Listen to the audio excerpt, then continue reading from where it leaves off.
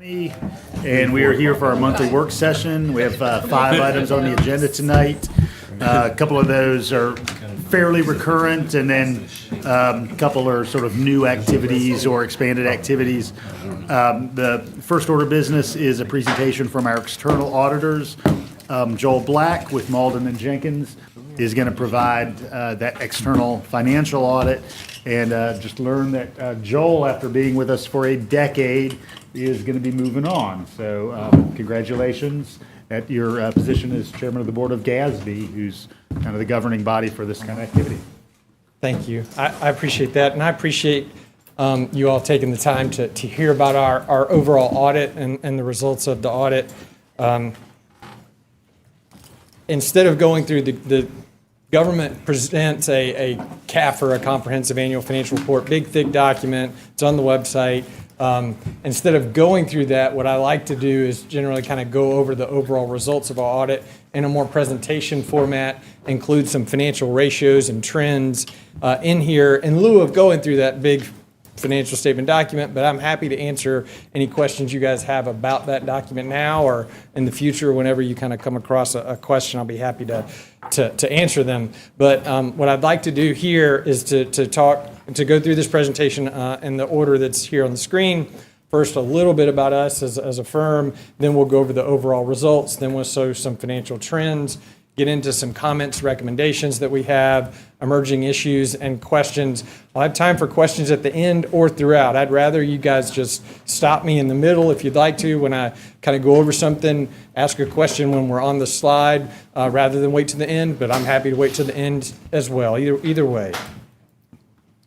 Just a little bit about us as Malden and Jenkins. We're a large regional firm in the Southeast. We have offices in 5 different states. Government is a huge part of what we do. It's the largest niche in the firm, represents over a quarter of the firm. We have 11 partners, including myself, who all they work with are state and local governments. So we audit more cities in Georgia than anybody, more counties in Georgia than anybody. I think we audit all of the consolidated governments in Georgia. So we have a lot of experience working with entities like yours, and we're very, we're very capable of performing your audit. Overall engagement team, my name is Joel Black. I was the overall engagement partner, meaning ultimately I'm responsible for everything we did on the audit.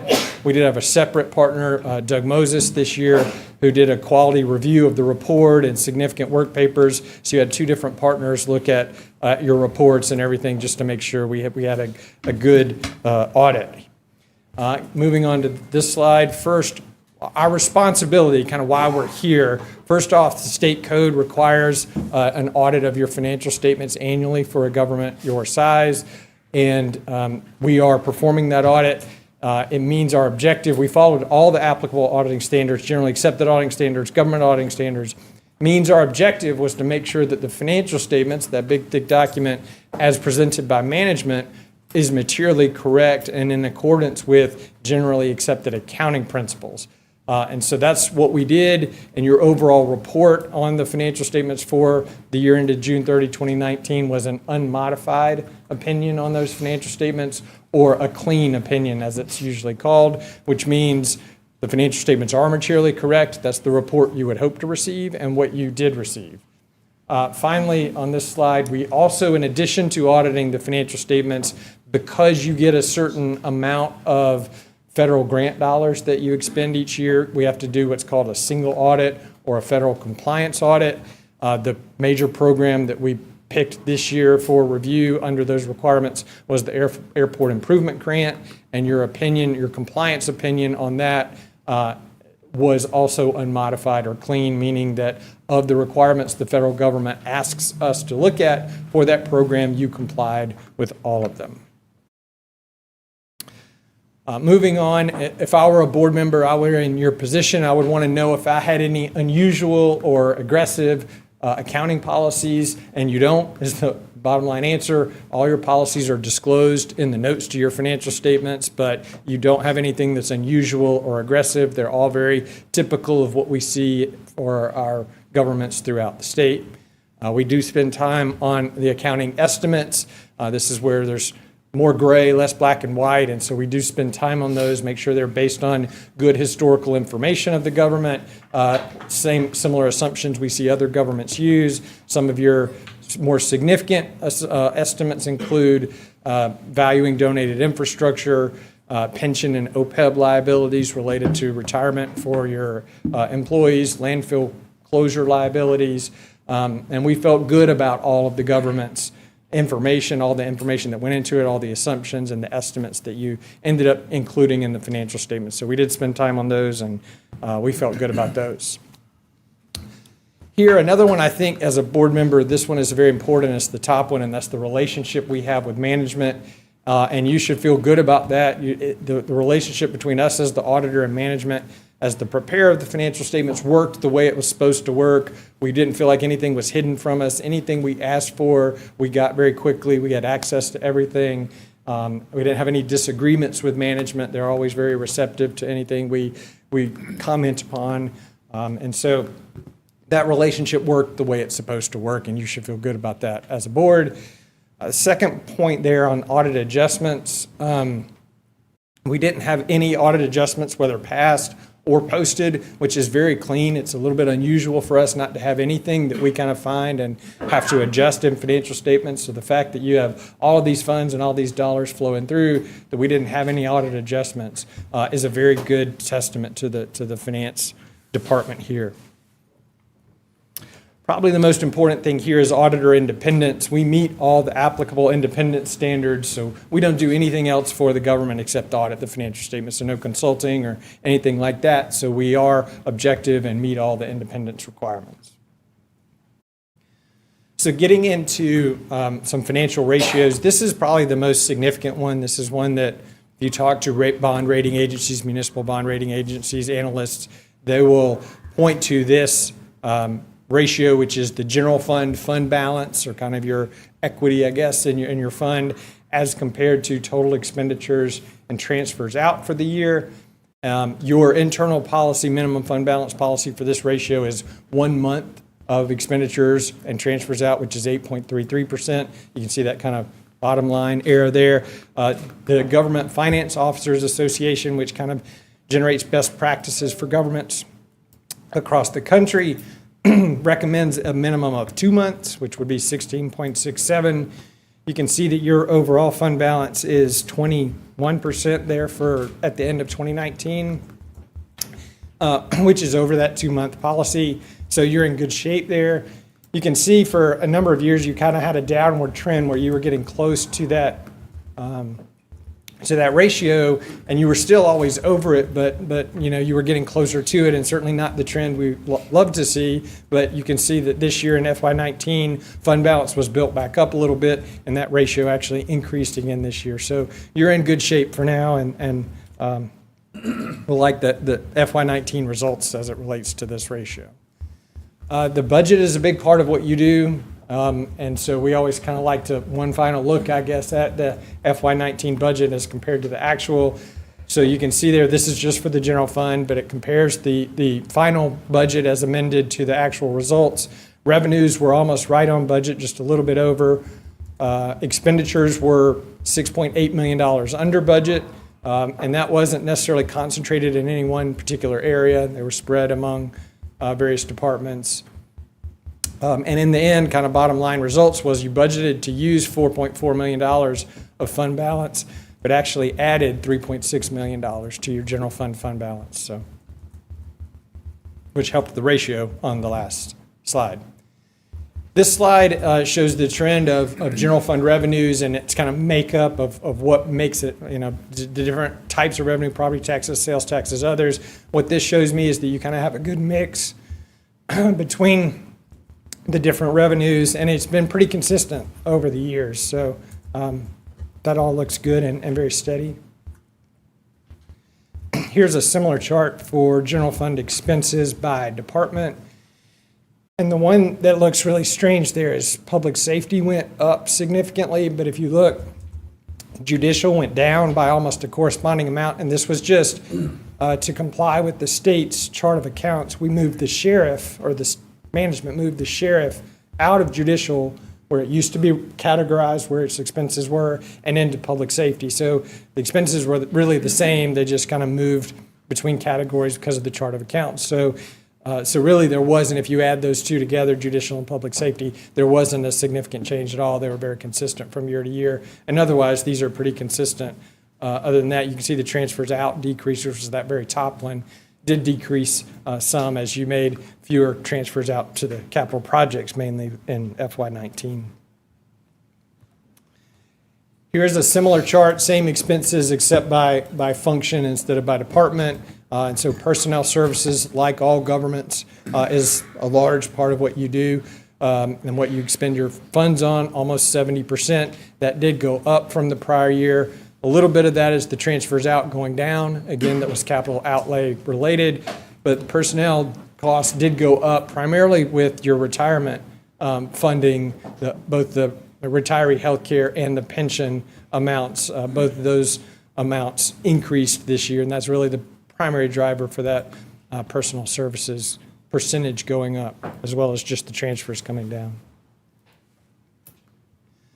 So those are the financial ratios. Now we get into our kind of, I guess, findings or recommendations part of the presentation. We didn't have anything that I would consider to be a finding. A finding would be a significant deficiency or material weakness in internal control, so that we didn't have anything that rose to that significance. So overall, this is a very good report again. You're in very good shape. Central Finance does a good job. We did have some what we call management recommendations, management letter comments, and that's what's detailed on these slides. This first one, which actually spans 2 slides here, I'll kind of go back and forth, is not a new recommendation. We've had this in the past. If you look at the same presentation last year, it was much more condensed. We tried to give a lot more detail behind it this year, but really the kind of issue hasn't changed. And what this relates to is segregation of duties, which is an internal control concept where, in particular with cash handling, receipting, and disbursements, you like to divvy up the duties and responsibilities among multiple employees so that they don't have the ability to misappropriate intentionally or unintentionally, in particular cash.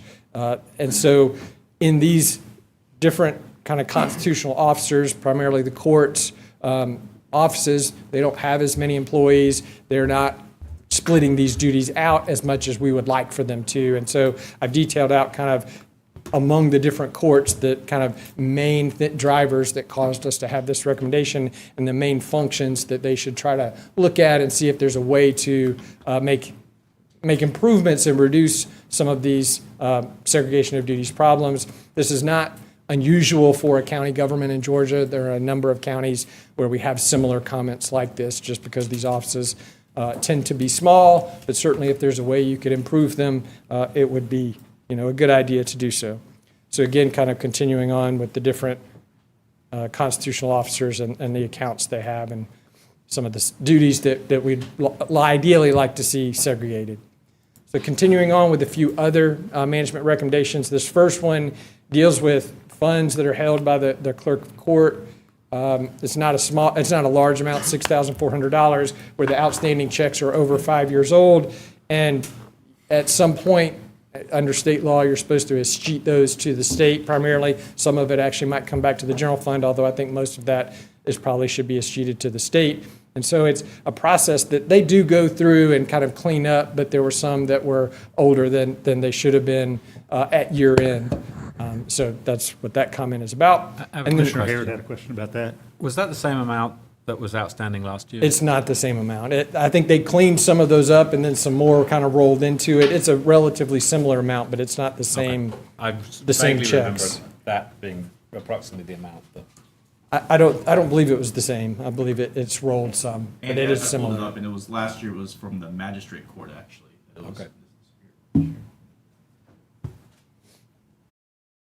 And then our second comment, the last bullet there, deals with the magistrate court. And when we were doing our walkthroughs of their processes and controls, we noticed that checks were not always being kind of collected and deposited, ideally daily or routinely, and recorded in the accounting system. They're attached to kind of routing documents, and then they might sit in a desk or someplace for some period of time before they get processed and input into the accounting system and then deposited.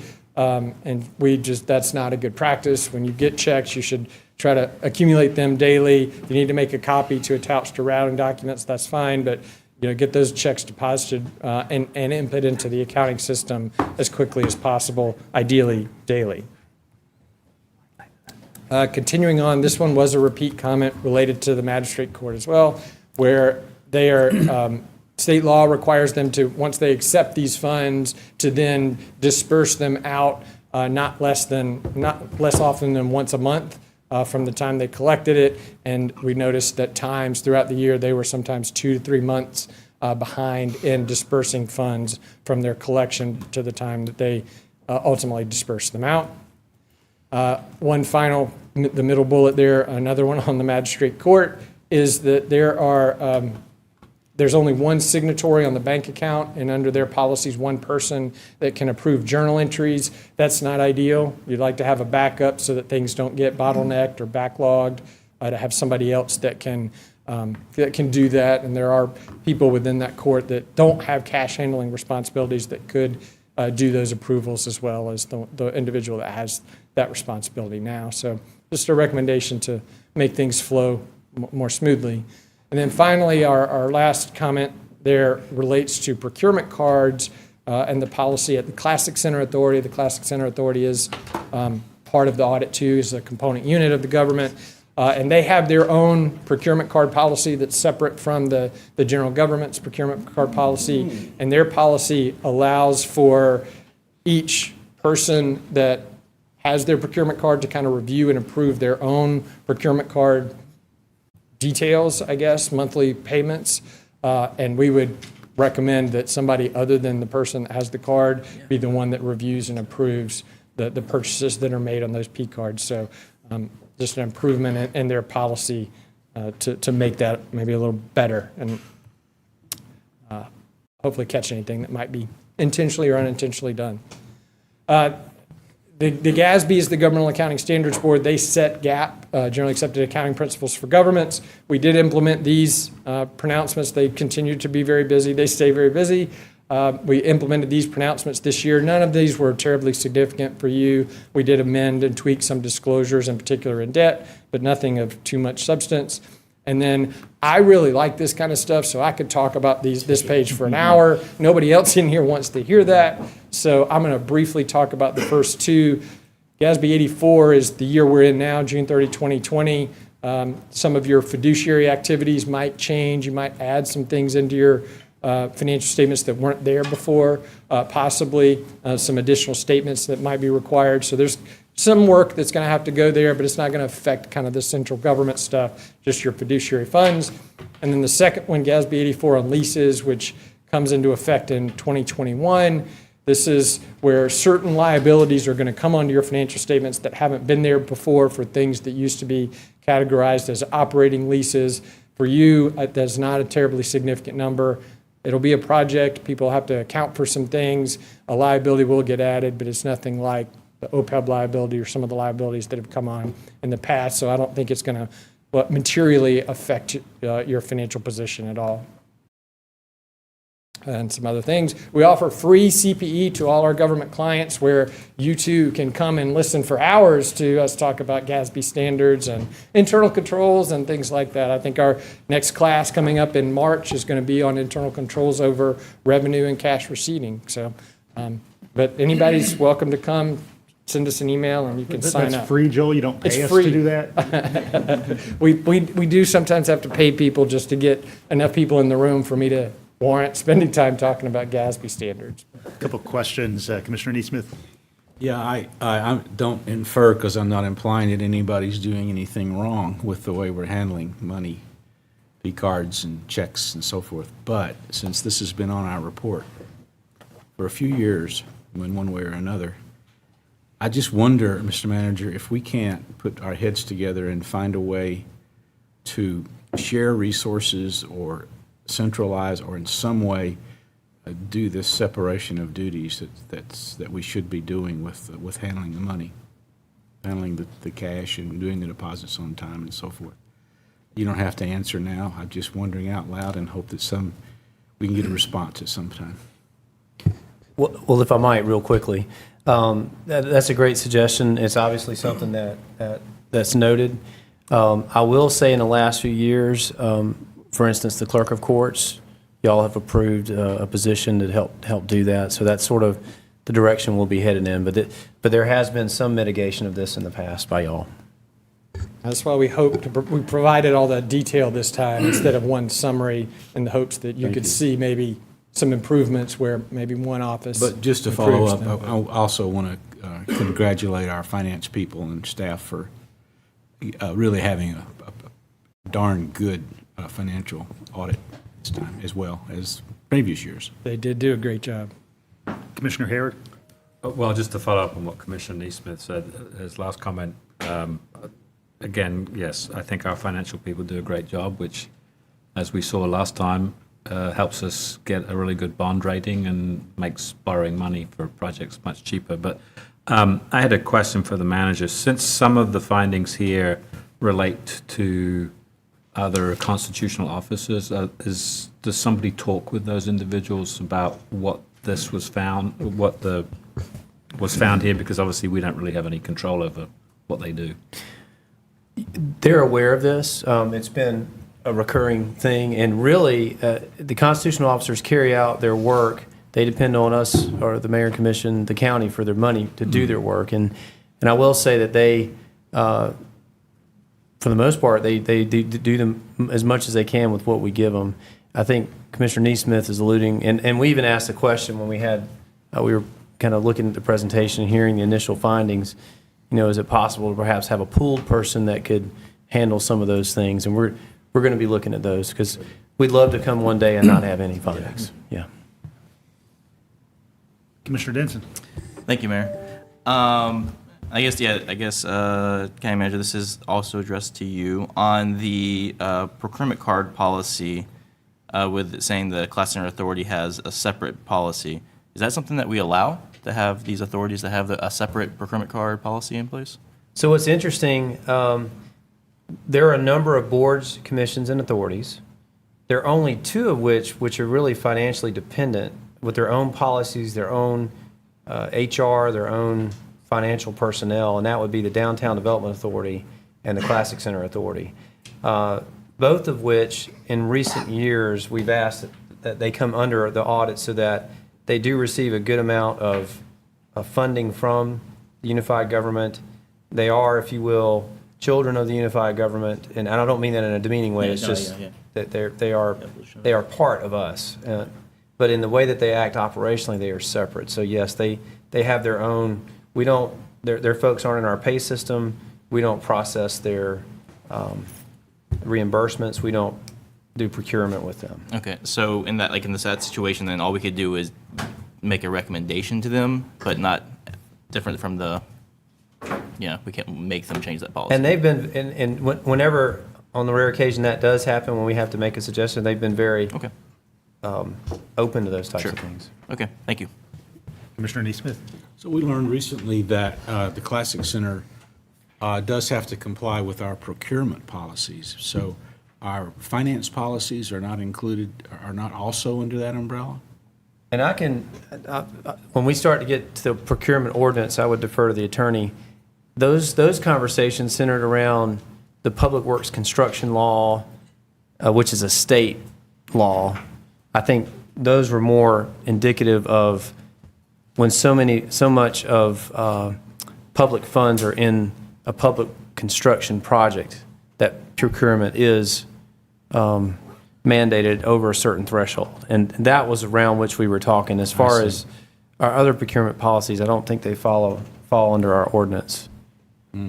There is a provision in their local legislation that says that which is their enabling legislation is approved by the legislature, that says that they are subject to any policies or regulations we have related to our small business enterprise type ordinances. But that was the limit of it, it wasn't blanket. Other questions from commissioners? I'd like to say Just want to turn to Manager Williams, see if there are kind of any staff comments or kind of suggestions rising out of the audit. Joel, would you mind turning back to the fund balance page or slide, please? And just, we're in budget mode now, and I just wanted to share some things with you that, and he noted this was one of the more important slides. And for you in the audience, if you'll notice that beginning in 2015 through 2018, our general fund balance declined. And there were a couple of things going on there. Well, there are a couple of things that we did to change that trajectory, and we saw it coming. And one was reducing our transfers out. And that, we did that, and that may change this year, but that was one way that we dropped, that we began to change that trajectory. And the other was intentionally reducing the use of fund balance for operating and capital. And you were part of those decisions. Now, it was, probably going back to the downturn, but certainly in the last 5 or 6 years, we were using $1.5 million of fund balance, that is one-time money, for ongoing operating expenditures. And that just wasn't sustainable. And so we began to slowly wean ourselves off of that. In FY20, in FY19, it was about $800,000 worth of operating, and in FY20 we had zero. Correspondingly, we would also use fund balance to pay for our capital needs. And last year, you did two things as the mayor and commission, which helps us to become financially sustainable. And that is, we began last year funding capital out of current year revenues. And that's important. And I know that may not mean a lot to the person on the street, but that was huge, that we're not paying in arrears, we're paying forward. And secondly, we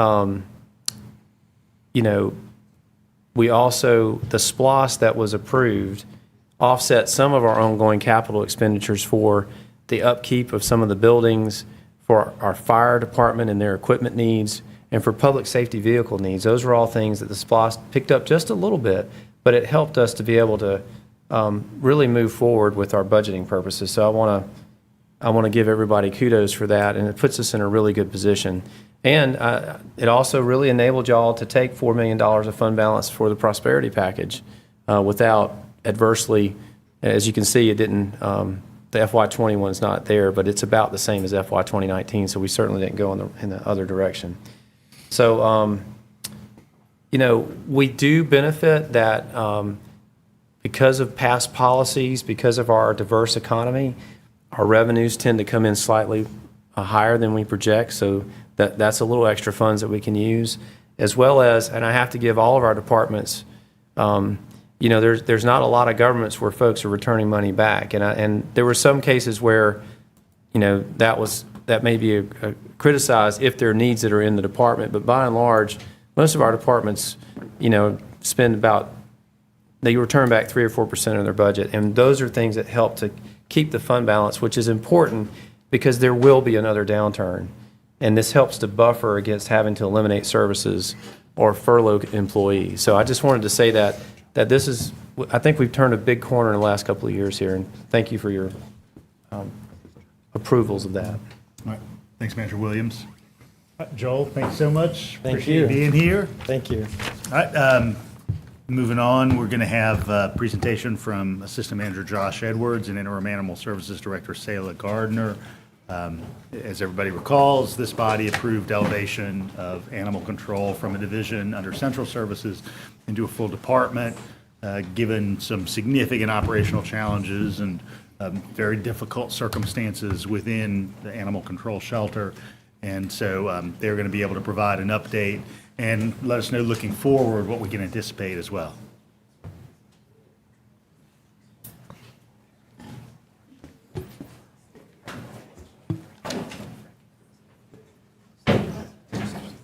Mayor and Commission, good evening. It's good to be here. Selah Gardner and I. Selah is our Interim Animal Services Director. Tonight we're going to be giving you kind of an overview of the Animal Services Strategic Plan. You all each have one in front of you, a hard copy. and we sent you digital copies too as part of this agenda. We'll also be posting this to our website soon for everybody watching this from home and everybody here with us this evening. Tonight, we're going to talk to you about how we developed the plan. We're going to talk about key aspects of the plan. We're not going to go through every page, we promise. And we're going to talk about important next steps for implementation. The reason we developed this strategic plan in partnership with our community stakeholders and every single employee of Animal Services is we had several crisis events over the past year that necessitated a deeper dive into our operations. This strategic plan represents what we think we need to do currently to fix these challenges, and we've begun many of those fixes, and we'll talk about that, but also what we need to do into the future to make sure we better serve our residents and all the animals of Athens-Clarke County. Whenever you're trying to fix something, it's important to understand a problem. And when we spoke with residents, when we listened to residents and stakeholders and staff, we met with every staff member individually, we heard many of the same things. And those things are up on the screen. And so we made sure that accountability, transparency, staffing and training were integral and weaved in through many aspects of the strategic plan before you tonight. I can't go any further tonight without thanking the people that developed this plan. So not only did every Animal Services employee participate in multiple strategic planning sessions, but we had an amazing group of stakeholders who were with us from the beginning. And the logos of their organizations are up on the screen. We did not take nearly enough pictures of them, so I apologize to them for that. But many of them are here tonight. Not everybody can make it, but I wanted to make sure just to mention them. The first one is one of our own, actually, Sherry Hines, who's not only our assistant attorney, but she's also a board member of MOAS, which is Madison Oglethorpe Animal Shelter. And she has been with us since the beginning. Lisa Milet of Athens Pets, Jane Stewart and Dr. Janet Martin of the Humane Society, Bly Crane of Athens Canine Rescue, Kelly Bettinger of Campus Cats, Madison Webb of Three Paws, and she actually graduated from UGA this year in December, and she's moved to Atlanta, but she started this when she was here at UGA. Megan Hong and Tony Waltz of Circle of Friends. So I just want to say thank you all. It means a lot that y'all are here, and we've really enjoyed developing this together.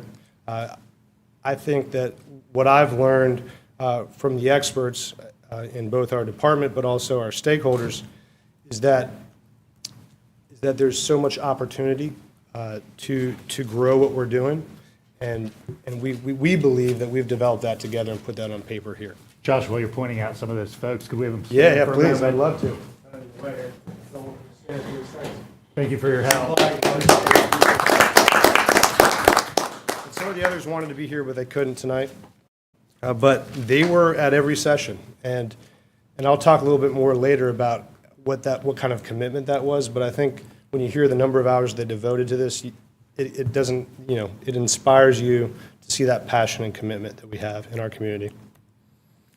There's a lot of good reasons to do a strategic plan. I think the important thing on this slide that I wanted to make sure to emphasize is in this plan, what we were able to do was develop something together. So this was not just an employee or an organization-driven plan, but this was a plan driven by the stakeholders that I mentioned, who put in countless hours in it. And then there was a double effort with employees. So it was something we developed together. And that togetherness developed this vision that is going to serve us over the next 5 years. So I think it's important to do that, but also with a strategic plan that we can point to each year in the coming years as we talk about budgets and we talk about priorities and performance measures. It's important to have something to point to, and now we do, and we're going to be able to build off of that. In terms of the process, so we first met with our community stakeholders, that team I mentioned, in September, and that's when they agreed to develop a strategic plan with us. Starting in October, we met with our stakeholders 5 separate times. Each of those strategic plan brainstormings was about 3 hours long. So in total, we spent 15+ hours together doing a strength, weaknesses, opportunities, and threats analysis. We developed a purpose statement together. We developed goals, strategies, and initiatives. And so in between each of those sessions, we also received feedback from them on what we had worked on and put this document together. We met separately 4 times with all employees of Animal Services and went through that same step. And each time after we had those meetings, we would combine the efforts of the 2 groups. And so we took what we heard from our stakeholders and we took what we heard from our employees and we merged them together. And oftentimes we heard very similar things, like that slide I showed earlier about the values. Our employees spoke very intently about the importance of accountability, communication, and training. Very common themes. So after we met and developed a draft, we finished that first draft in early January. We sent that draft out to all of our volunteers. And so Selah sent that out to the volunteers at the animal shelter, which is about 200 people. I know Lisa posted it to Athens Pets so that people could view it and receive feedback. And each of our stakeholders, I know, sent it out to their listservs of volunteers, which we greatly appreciated. So we received feedback back from volunteers, and we worked to incorporate that feedback into the document. We're not going to go into the details of this slide, but I wanted to point you to page 7 of the strategic plan, which is a summary of the SWOT analysis. So this was our first meeting in October with both our stakeholders and our staff. And this, to me, is the most important thing of a strategic plan. Are you addressing the things that are the biggest weaknesses in your strategic plan? And if you look at the top right corner of this, both our employees and our stakeholders separately in different meetings agree that these were the major weaknesses that we need to work on. So this is a summary. At the back of the document, we have a comprehensive list of strengths, weaknesses, opportunities, and threats. But it was important for us to do this first to make sure it was abundantly clear to everybody working on this plan what weaknesses we were trying to solve. All right, so we needed better SOPs. We needed to look into ordinances. We needed to update our intake process. All of these things are things that you will hear as Selah presents the individual goals in a second. So I just want to kind of plant that seed for you that as you hear about these things from Selah, this is where it all started at a meeting in October, and we couldn't have done it without our stakeholders and our staff. With that, I'm going to hand it over to Selah. Thank you, everyone, manager's office, commissioners, stakeholders, and staff. So purpose statement was really important, and this was definitely the first part of what we did in our strategic plan because we had to develop a why behind what our guidepost was going to be moving forward. We recognized very quickly that we wanted to highlight that we were a compassionate team of professionals, that we did field services where we were going to protect community members and our animals.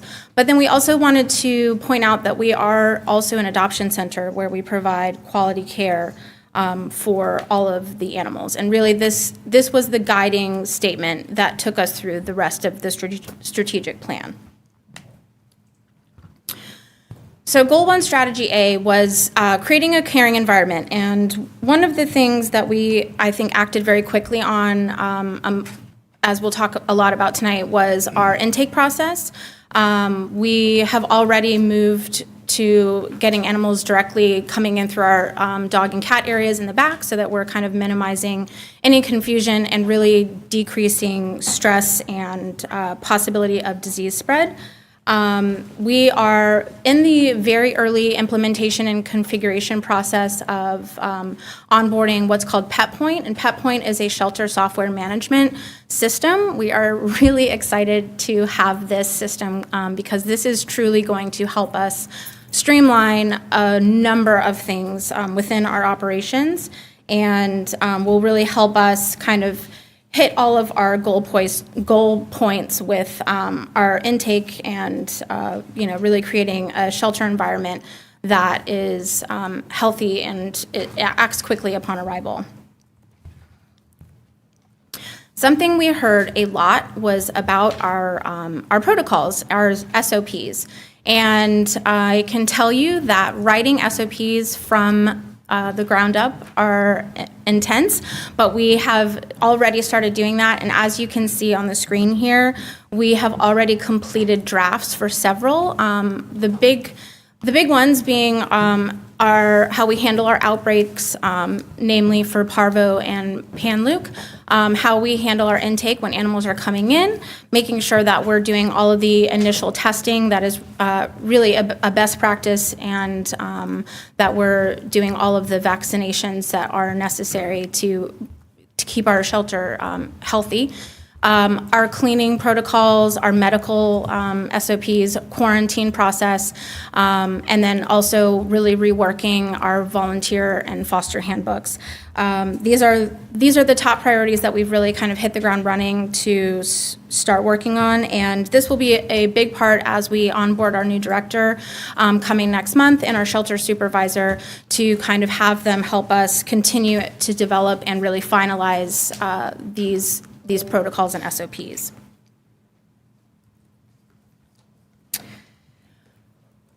Goal 1, Strategy B. This, I feel very proud to say, has been something that we have done a ton of work on internally with our staff, and we have already begun to do a lot of professional development for, again, the animal care professionals that are working within our animal services department. We have sent our ACOs to de-escalation training with the police department. They'll be leaving next week to go to a national animal care and control conference called NACA. All of our staff is certified on euthanasia training with our overseeing vet. As you can see in these photos right here of the dogs, this was actually a program that we had come in for a 2-day seminar, full days of training to implement large-scale play groups for our dogs. That's really an enhancement on enrichment and providing extra socialization and mental health for the dogs that are in our care. This past Sunday, we went to the UGA Shelter Medicine Symposium.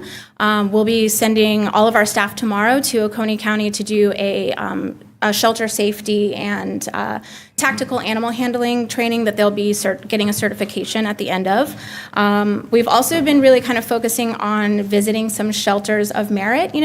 Part of this is visionary, right? We want to be able to look to other shelters and organizations that are really doing well and take notes and ask questions. And so we've visited Gwinnett Animal Shelter already, and we will be going at the end of the month to visit Greenville County Animal Services. So we're pretty excited, I think, about the work that we've definitely been doing there with our staff.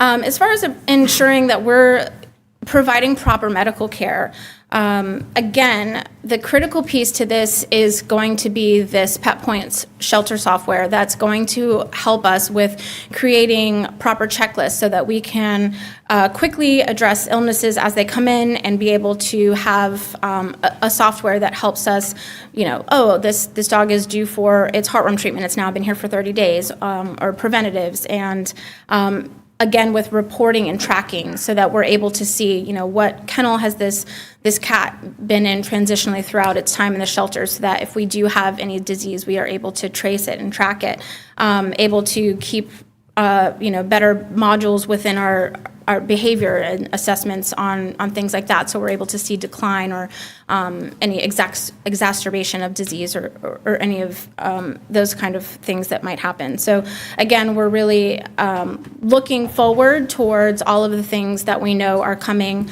that will continue to be a work in progress, but this is a part of the vision that we're all on board as far as our staff to kind of owning.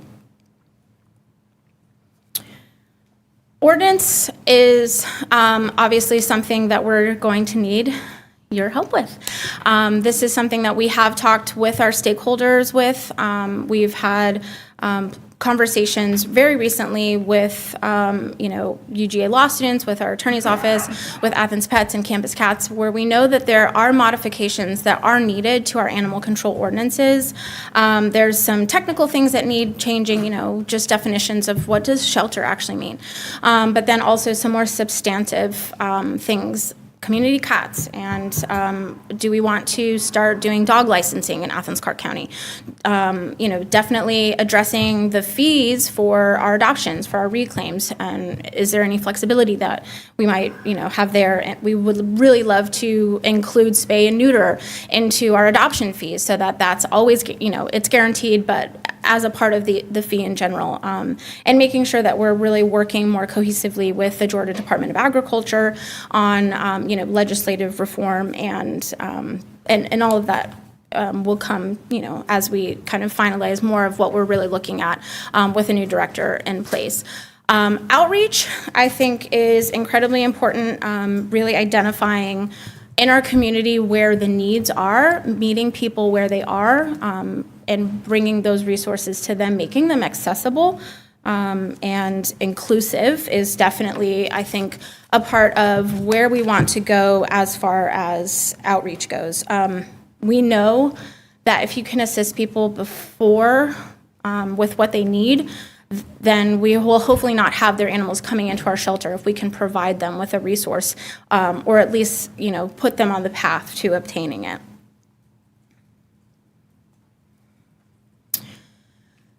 Improving animal outcomes, I think, is, of course, work that has to be done operationally, but I really do believe that this is a shift in perception of who we are and what we do. And I personally would like to see us be a revered shelter. I would like to see us as the people who help people with their animals, not the other way around, who get animals out into the community and to families as a part of their loving pets. So just a little aside, because I like stories and I think they're important, these are animals up here that had wonderful outcomes recently and did not come in the best shape or condition. Both went into foster homes and were able to have happy lives because of outsourcing our community and kind of engagement in that way. Mending those relationships in our community is going to definitely be key in improving the animal outcomes in general. But also we have ideas about how we would like to, redevelop some of our resources. We have a very large bilingual community here, and we want to be able to, work with them and address any sort of language barriers. We want to take proactive approaches to life-saving rather than reactive. And so again, that will be researching low-cost spay-neuter options and, resources and getting those accessible to people and pets that actually really need them. Something that we heard a lot about that we also really wanted to address was our data reporting. We want to be transparent. That is a part, of course, of who we are as an Athens-Clarke County government. And we have kind of changed our reporting a little bit. I think that, this is just January and kind of being very clear about what has been adopted, what has been euthanized, what has been reclaimed by owners, what has been turned over to rescue groups or other shelters or organizations, what service calls are coming in, and really being transparent about reporting all of the data as we can. And again, I know I keep talking about, yes. I just have a Commissioner suggestion. The Neesmith. term turned over is ambivalent. Maybe you could expand this in the report to show what it means. So turned over is, You explained it, but the report needs to reflect what that means. Because I don't know what, if I'm just looking at this slide, I don't know what it means. Oh, okay, so more, you mean like Yeah, a it could key be or an something that asterisk. It could be an says, asterisk and an explanation. yeah, you're right. And probably the wording should probably maybe be transferred to other organizations or something of the like, yes. I have another question. So where it says stolen, you mean stolen from animal control? Yes, People steal animals from animal control? it hasn't Will they- happened. will I've they never break in? seen it happen, but I'm certain that probably in shelters, it's pretty common to see in data reporting for shelters that a stolen line Wow. item, yeah. Anyone else? Thank you. Yeah, you're welcome. So, resources. Obviously, you can plant the seeds, you can spread the sunshine on them, but you have to have the water to make it grow. So, essentially, we have acted very quickly on all of these things. We have changed our vaccination schedule to make sure that we are vaccinating for, anything that we can, best practice, to make sure that we're not spreading disease, testing for heartworms or FIV or FELV, giving preventatives to our animals, making sure that they are coming in and not maybe so healthy, and that we're trying our best to help them while they're in our care. We have definitely upped our cleaning protocols and made sure that we are using cleaning supplies and that is made for animal care facilities that will not harm them in any way and that is safe to use around animals. And then medical services, utilizing outsourcing vet care for animals that are coming in, spay neuter as needed. We're doing all of our rabies vaccinations in-house, and these are all things that were not, maybe necessarily being met previously, that we have changed this in the last couple of months to make sure that we are up to par and elevating that bar of expectation and best practice in sheltering. And of course, personnel, that's a piece that certainly we still will need as we move into kitten season for sure.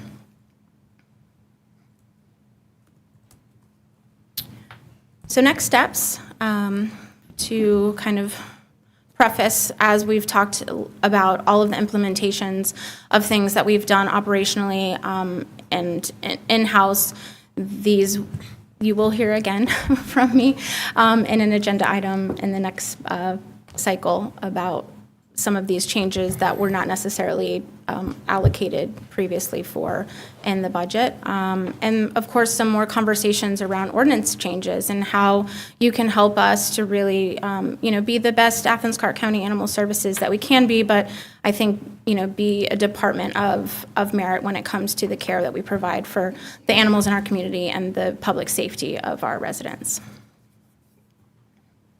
Commissioner Link?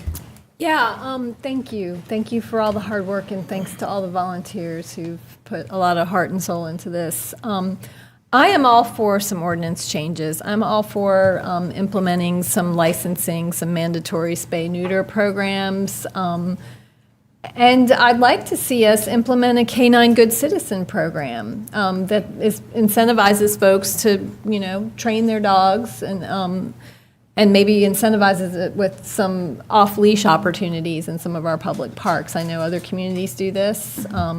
It's an AKC program, and I know it would be really popular. I mean, I know there are folks who are taking their dogs to the farthest corner of our parks to let them run in the woods, because dogs kind of need to do that.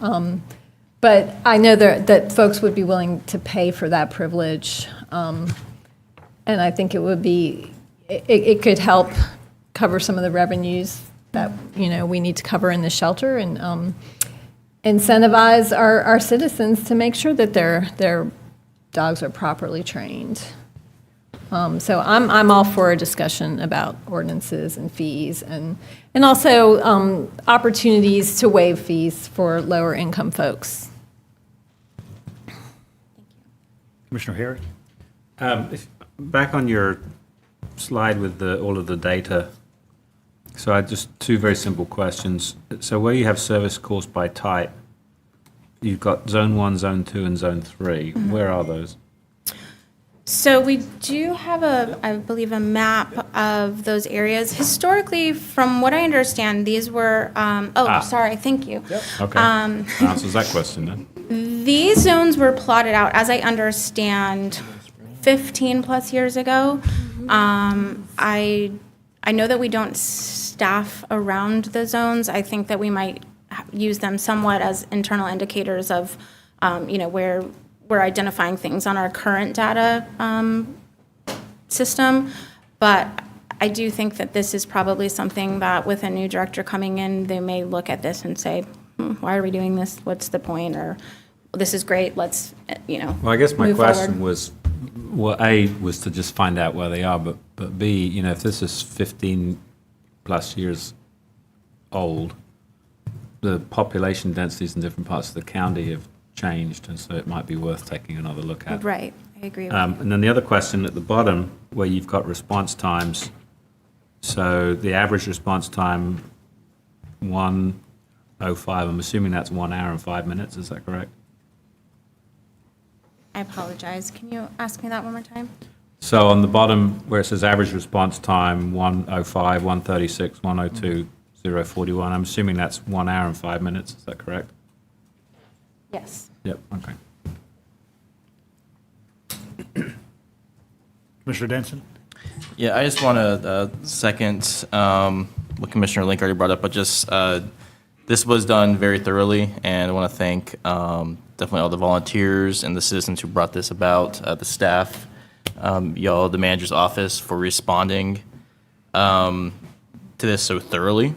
I'm pretty impressed with this. I think we took this seriously, and I think that sometimes it's hard to take criticisms or be honest from an institutional standpoint, and I think that this body and the definitely manager's office and staff and volunteers have done that, and I'm impressed by this, and I'm very happy and pleased to see this moving forward like this. Thank you. You're here. All right, great work, staff. We appreciate it, and Thank I think you. as indicated, we're going to see some next steps and look forward to those. Thank you so much.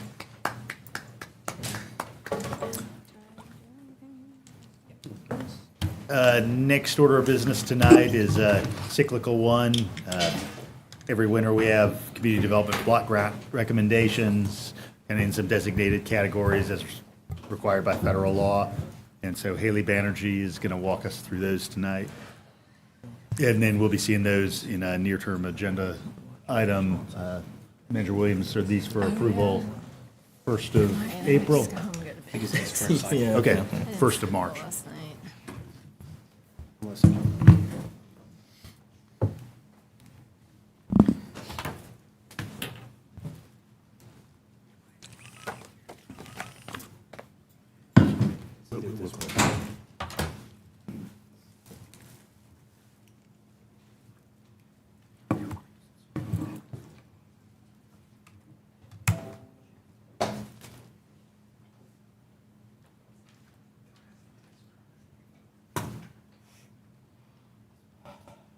Okay. Evening. Good evening.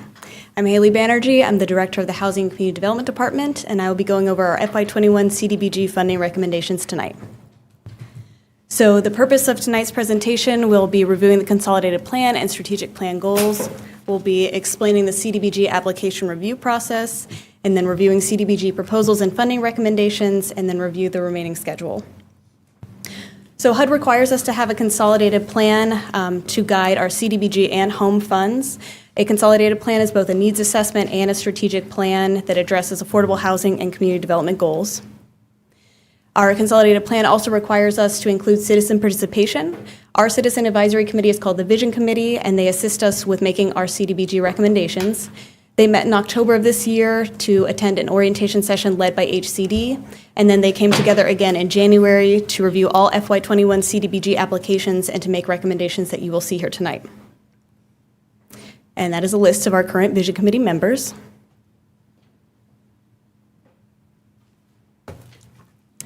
And under consolidated plan goals, this should look very familiar. You all approved these in September of 2019. We have 6 of them now. They are affordable housing development and redevelopment, economic development and workforce development, education and enrichment, homeless services, special populations, and public infrastructure. And in addition to consolidated plan goals, we also have neighborhood revitalization strategy areas. These are areas of focus within the community that have particular need, and those two areas for us are East Athens and the Hancock Corridor. East Athens includes Census Tracts 301 and 302. The Hancock Corridor includes Census Tracts 6 and 9.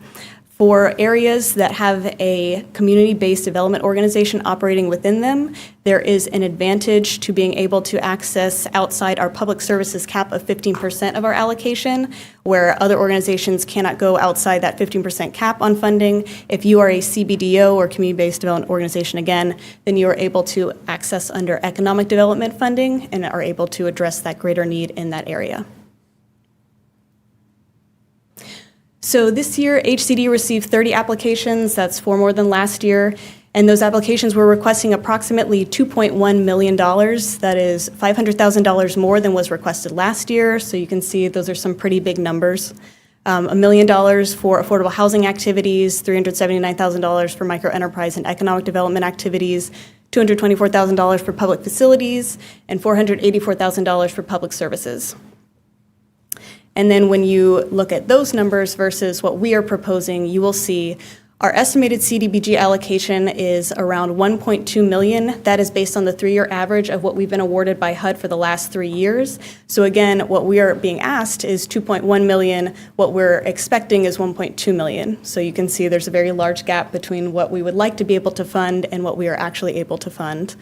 So you'll see our total recommendation is $1.3 million, and that is including the allocation we hope to get, and then some reprogrammable funds that we have that are being plugged in to flesh out some of our recommendations.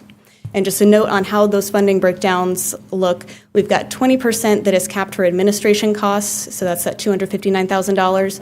We have, again, that public services cap of 15%, and so we are recommending $193,000.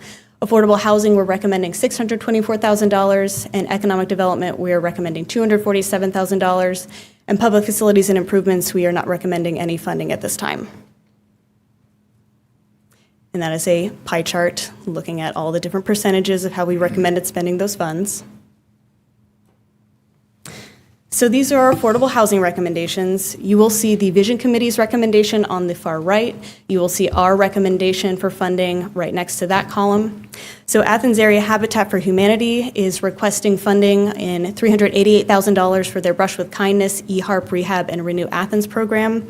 So they provide housing repair and accessibility improvements. So although they're requesting $388,000, we are recommending $190,000. Habitat also uses CDBG funds in conjunction with home funds. They've recently been granted home funds for the Kinda Tiny Homes project, so they will also be using CDBG to support that work for affordable housing development as well. The Athens Housing Authority is requesting $271,000 for their Act 1 Homes program, which is a housing and low-income homebuyer program in Athens-Clarke County. We're recommending $157,000 there. They also were recently approved by you all, I believe in December, for home funds for 2 single-family homes. And they will be using their CDBG funds to acquire affordable housing properties and to support that development of affordable housing in those 2 properties. Athens Land Trust is requesting $291,000 for their affordable housing program. They use a community land trust model to do both rehabilitation and new construction. Also, in conjunction with home funds, they use CDBG to support those activities in affordable housing development as well. We are recommending $195,000. And then Historic Athens performs homeowner repairs for homes that are 50 years old or older. They are requesting $97,000. We are recommending $82,000.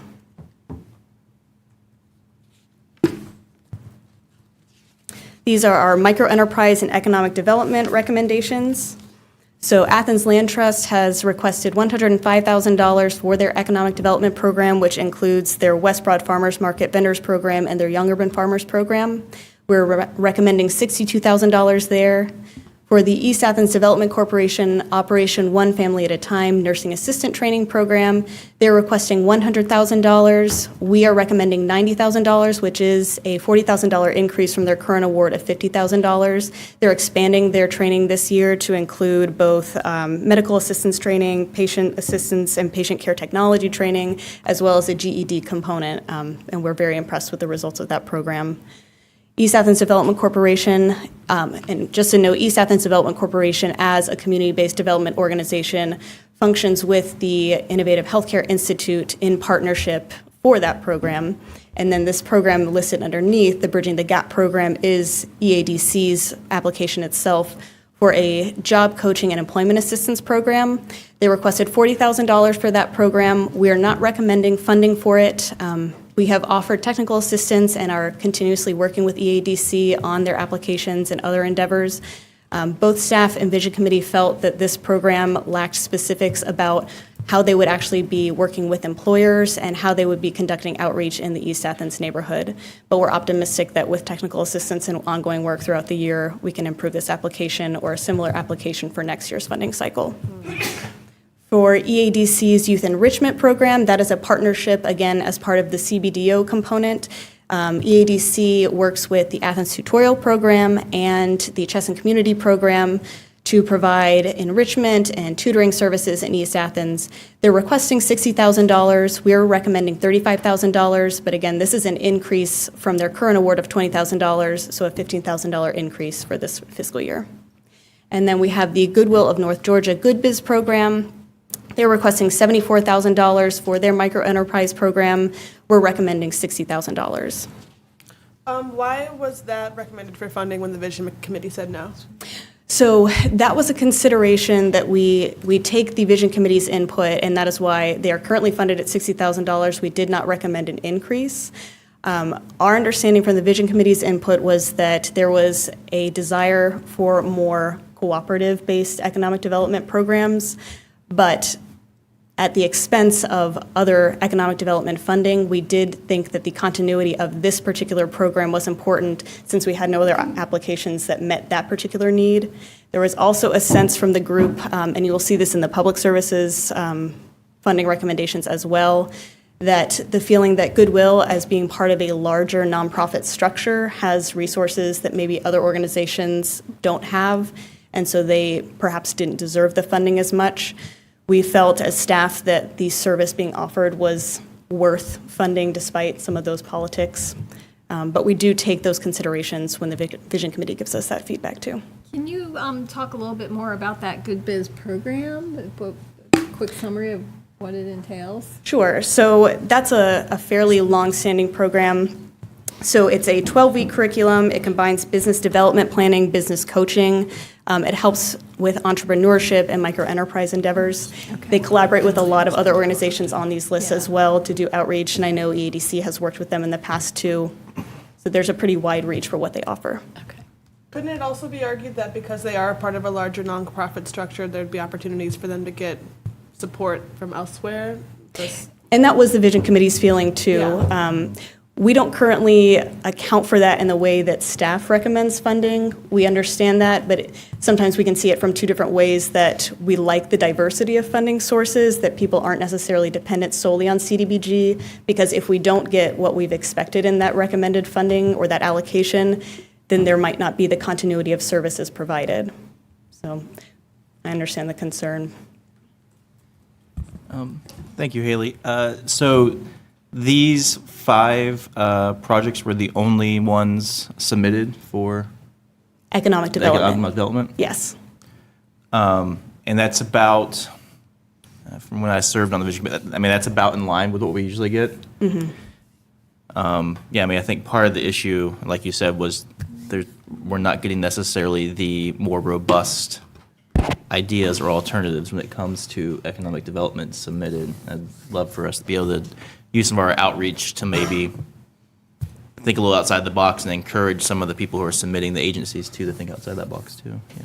And our hope is with the 2 grant specialists that are funded through the Prosperity Package that they will not just be focused on grant writing, but doing that kind of outreach and really being targeted in, we've got those 6 consolidated plan goals. They're fairly specific in what we want to see and what you all have told us that you want to see.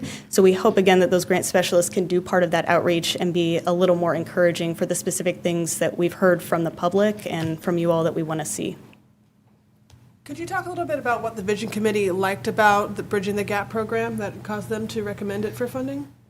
So they thought that the merits of an employment program in East Athens was important, as we know that the need is there.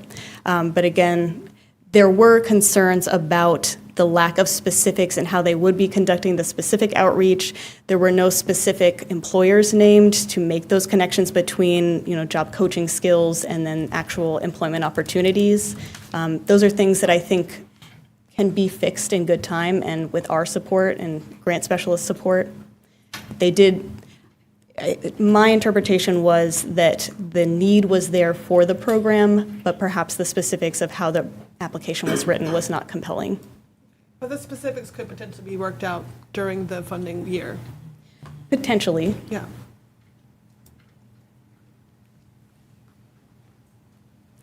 These are our public facilities projects.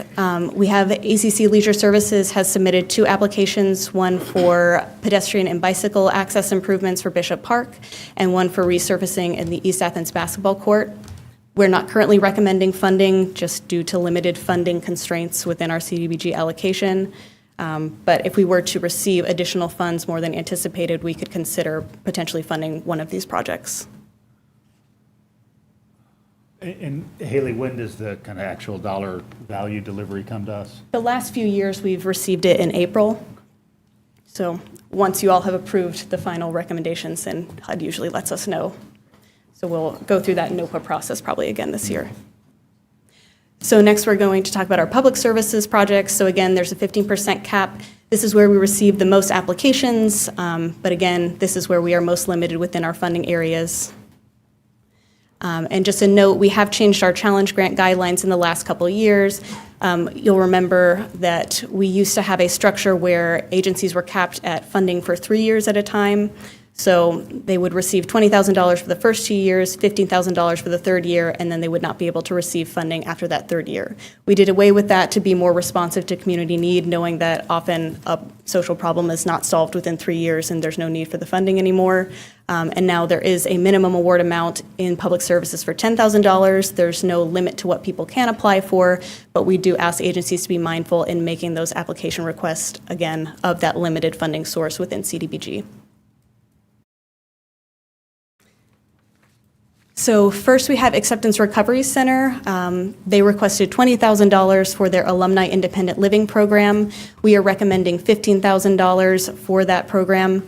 This is an alumni position that would be created to coordinate once individuals have graduated from that recovery center. They struggle with recidivism and sometimes homelessness and relapse when they're fighting those substance abuse disorders. This position would hopefully guard against some of those barriers.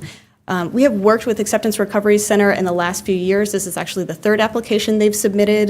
They've come back to us multiple times and been very proactive about seeking technical assistance, and we were not able to fund them the last 2 years, but we are very excited to be able to say yes in this funding recommendation tonight. We have Advantage Behavioral Health Systems Homeless Day Service Center program. We are recommending $28,000 there for their Rapid Rehousing and Case Management program. That is a rental assistance program for homeless individuals with a mental health disorder. We have the ARC's Commonwealth Athens program. We're recommending $21,000 there. The ARC operates a loan program and financial education program. It's a really important project in that it is an intervention specifically to guard against predatory lending, where low-income individuals can access banking products that are not predatory in nature. They're hooked up with checking accounts, savings accounts, and affordable loans, and are often increasing their credit scores at oppressive rates. We have the Athens Alliance Coalition's After School Zone program. They were requesting $20,000. This is a newer program that is in partnership with the library, primarily an after-school program that is serving Alps Elementary School students and Clarke Middle School students. Neither our department nor the Vision Committee recommended funding for this, primarily because of the quality of the application. There were no performance measures mentioned. We think this is a promising application and a promising program, and we're eager to continue to work with them to get them ready for the next funding cycle. We have the Athens Community Council on Aging's transportation program. They requested $20,000 for continued funding for that transportation program. They are offering transportation from individuals, the elderly and people with disabilities residences, to things like medical appointments, grocery store, important transportation issues being addressed there. So again, we're recommending that $20,000 of funding. Casa de Amistad has requested $23,000 for their ESL and GED program. We're recommending $22,000. They're looking to increase the number of sites and availability of their classes to meet the need in the community. Chestnut Communities Project Rewire program is requesting $30,000. We're recommending $25,000 for their West Side program. So this is separate from their EADC partnership with Athens Tutorial Program.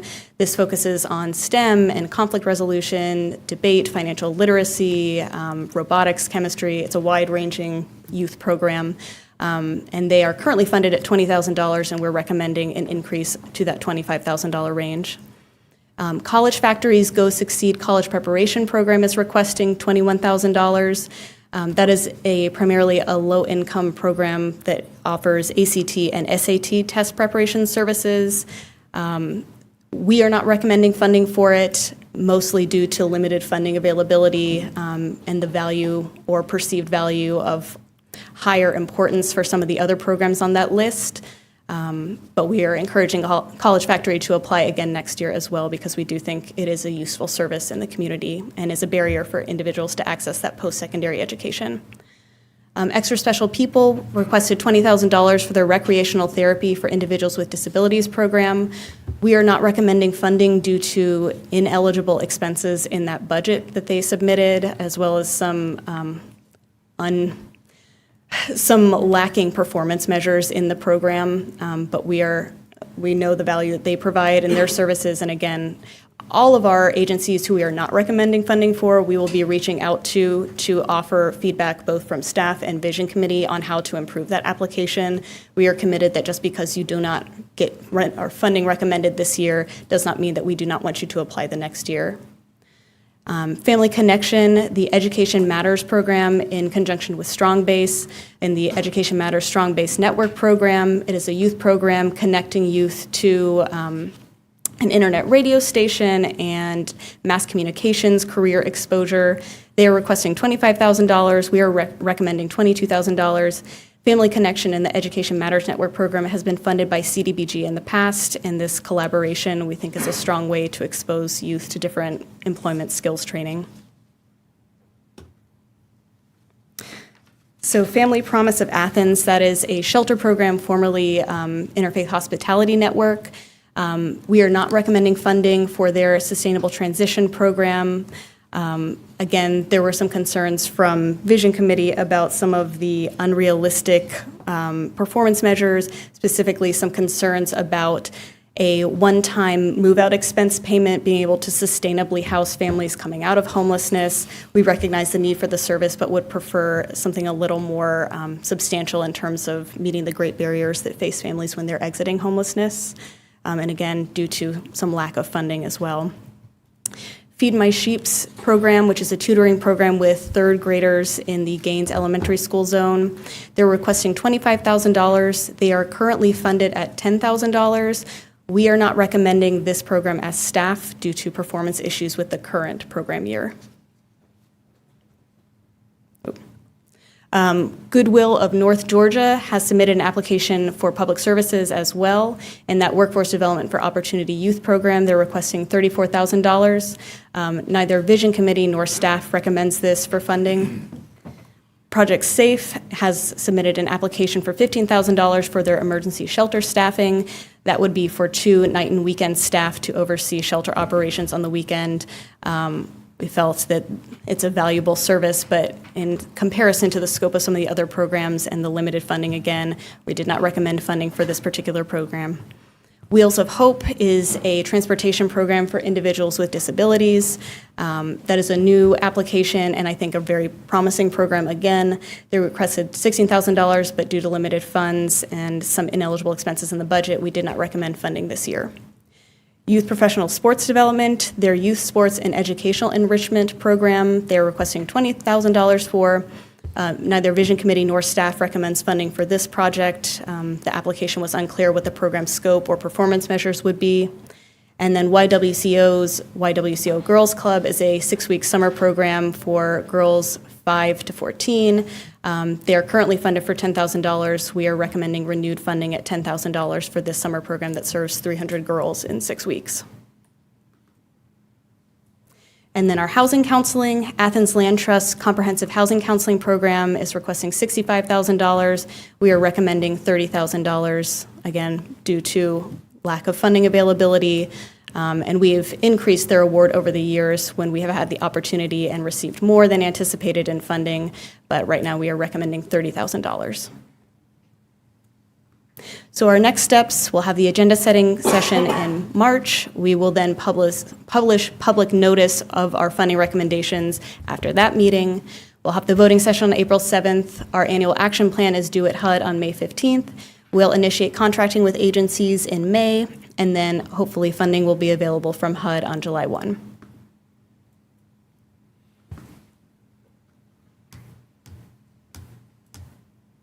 All right. Thank you. I have a question. Yeah. So homelessness services is one of the goals of the consolidated plan. There doesn't seem to be a whole lot addressing that. I mean, that's one of the things we hear most about from community members, one of the big concerns in our community. I mean, I know there's a few, it seems more like transitional housing programs. Can you speak to that, like, as far as, like, the prevalence of applications addressing homelessness? So I would say, I think we've got 2 homeless serving programs, the Advantage Behavioral Health Systems Rapid Rehousing Program. So that's a rapid rehousing program, so typically people who are entering that program, they may not be people who are coming straight from on the street or encampments, which is a whole other host of barriers, which we'll have a work session in April where we'll go into depth about some of these pieces. But yes, there is certainly a need. The way that we think about it internally is we also have our continuum of care funding. So that's continuum of care homeless assistance funding that we oversee as well. There's also emergency solutions grant funding. So we're familiar with all these different funding sources and all these other pieces that the Homeless Coalition coordinates with all these other agencies. There are a lot of competing priorities. You know, my background is in direct homeless services, so my heart goes there. Unfortunately, it's trying to kind of make compromises on the different funding sources that we have available and then making those compromises with what CDBG can fund and what our other funding sources can make happen. So we are going to be talking about it in a work session in Yes. April. Okay, that's good to know. Commissioner Denson? Thank you, Mayor. Part of this just goes down to like going back to the public services awarding and recommendations. Like I go through and see that the Vision Committee, a majority of them they recommended, and which was obviously much more than what we had money for. And I remember whenever I served on the Vision Committee, I always kind of want us to be able to have a tool when we were doing this where we could plug in that money and then like basically some software that would show you how much is left so that you have a more realistic idea of what you're playing with. Because I think the Vision Committee members have a harder time knowing what the budget restrictions are overall that staff does. And that if we had a tool like that, then we might be able to get a little more accurate, better prioritized recommendations from the Vision Committee. And I think that could be something helpful. And the other thing is, and I understand that the requirements to be able to apply now have gotten more restrictive over the last few years with matching funds necessary now when they didn't used to have to be, and some of the required classes and seminars that you have to go to before you can apply. It's kind of the timeline. If you break out of that, it's a little harder to get into it. So I wonder if we could revisit that a little bit. I completely understand why the changes were made. I really do. They were addressing some issues that we had with some of the proposals coming through. But I wonder if we could just look at that a little bit maybe and still see if there's some flexibility there so that we're not potentially blocking out some of those more out-of-the-box thinkers who maybe are trying to take on some of these issues, take on homelessness in a way that's not being addressed right now. Yeah, that would be my only recommendation. When you say, sorry. Just kind of diving into that, and then I think Director Banerjee probably has some good feedback too. Would you or would the body at large kind of be interested in looking at potentially diminishing the proportion of matching funds. So maybe it's not a 50-50 match. Maybe you have to have at least 25%. I mean, is that the kind of thing you're thinking about? Definitely, and maybe that it could also be addressed with just, instead of having the matching funds, have it being presented by experienced individuals who have shown success with CDBG funds in the past, something like that, like also maybe, some kind of combination of that, possibly. Haley? And when you said that the requirements of attending classes or meetings, is that we've instituted a mandatory attendance for our request for proposals release meeting? Right, but Okay. I believe that only happens once, right? Yes. And so I think that's the difficulty there. That happens in that one meeting, one time, one location, and if you miss it, you gotta wait till next year. Yes, So, and that's why, I mean, we've worked very hard as a department, and even before I took over, to make sure that we were doing consistent outreach to get everybody there, because we realized when we put that in place, it did nothing for us to just exclude people and keep it quiet about that meeting. I would also say, though, and I think my staff would agree with me, we've seen an increase in new applicants since we've instituted that. We are able to actually meet with people because they're there in the room with us at that meeting, where we're able to actually touch base, to collect contact information, to reach out. And we do reach out proactively to everyone who attends that meeting, asking them, please come meet with us for technical assistance. Not everybody takes us up on that, but I agree there are ways that we can make this funding stream more accessible. Yeah, and I agree with the class. I think it definitely should be there, and I understand how it's been more successful. I guess my only offer on that would be just maybe try to hold 2 or maybe 3 that were a little At different spread out. times, and yeah. Yeah. That makes sense. Thank you. Any other input on CDBG recommendations? All right, thank you very much. Thank you. Seeing these again soon. And, our next presentation is a community energy fund. We're going to hear from our sustainability officer and currently at the helm of Central Services Department, Andrew Saunders.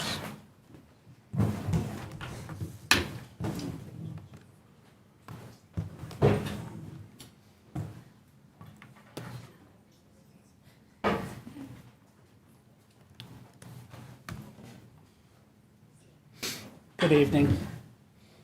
What I come to you tonight with is a proposal on a policy that sets how we approach budgeting and what we intend to do with utility franchise fees from energy providers, and specifically the opportunity that presents within the community. So this is what we're going to overview. We're going to start with some of the basics. What's a franchise fee? How does this relate to some of the commitments that this body has made? What's happening in the community outside of Athens-Clarke County Unified Government as it relates to energy and economic opportunity, what the actual proposal is at hand that you'll be reviewing. If you choose to accept that proposal, a small taste of the kinds of opportunities that exist with it, and then why specifically are you being asked at this point in time instead of further down the road. So a little bit of an overview. Governments collect franchise fees from utility providers, including energy providers and, say, charter or telecommunications providers, for their use of public space. That space is predominantly in the right-of-way. Those fees are paid based on the volume of services in most cases that they deliver. So the more services or the more those services cost, the more revenue we take in. They're dictated by very long-term agreements. So in many cases, we're looking at 50-year agreements that we sign with these utility providers. And from an energy perspective, which is what we're going to be focused on tonight, we have 5 different energy providers in our jurisdiction. You can see here that they've been relatively flat, that we have, there's been some ups and downs, but we've kind of hovered around that 7 million mark. And so in this upcoming budget, it's estimated that those 5 providers would contribute about $7.15 million. And of course, as with all cost of services, those fees are passed on to the end users. This body last year voted to a clean energy commitment, and planning is currently underway with that. And I actually forgot a very critical point. With me tonight are representatives from the GreenLink Group and South Phase Energy Institute, Matt and Lisa. I keep them around because they're far smarter than I am. So they have helped inform this policy, and they'll also help when I stumble on questions. They are also responsible for the renewable energy, the clean energy planning effort. So you'll be seeing more of them over time. The commitment that this body made had 5 goals. Number 1 is being significantly tackled through SPLOST. Number 4 is underway, and number 5 is being considered. So what we really look at is number 2 and 3. These are the ones that impact the community and individuals outside of the government, and that's what this proposal focuses on. So what's happening out in the community? If we look at energy burden, which is the percentage of household income that is spent on energy, things are not well in Athens. So you can see not only does the state in general pay more of its total income for energy than the rest of the United States, but Athens in particular has a challenge with that. And that challenge is twofold. One is the overall household income, and the other is how we use the energy. So in general, in Athens, we tend to have slightly lower incomes, and we have much more inefficient homes. As a result, our citizens have less money available for other services and things that they'd like to do in their life. We look at well-being. So the Athens Well-Being Project actually provides an interesting correlation between the presence of mold and pest and the frequency of asthma. And what they found was that at least 10%, or about 10%, 9% of homes reported having mold, and they acknowledge that that is probably underreported because it's very possible to have mold in your home and not be aware of it. And that if you had mold in your home, that you were better than 1 in 4 odds that you'd have somebody with a household member. And when you hold all of those variables the same, when you account for income and age and wellness factors like smoking, the presence of mold accounts for about 11% increase in the odds that you're going to have a respiratory illness like asthma.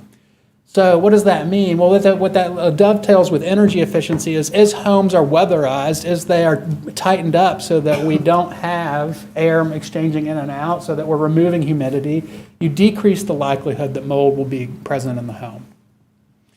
And then the economy itself. So Athenians, businesses, and individuals combined spend about $200 million a year on energy from utilities. That does not include gasoline and transportation fuels.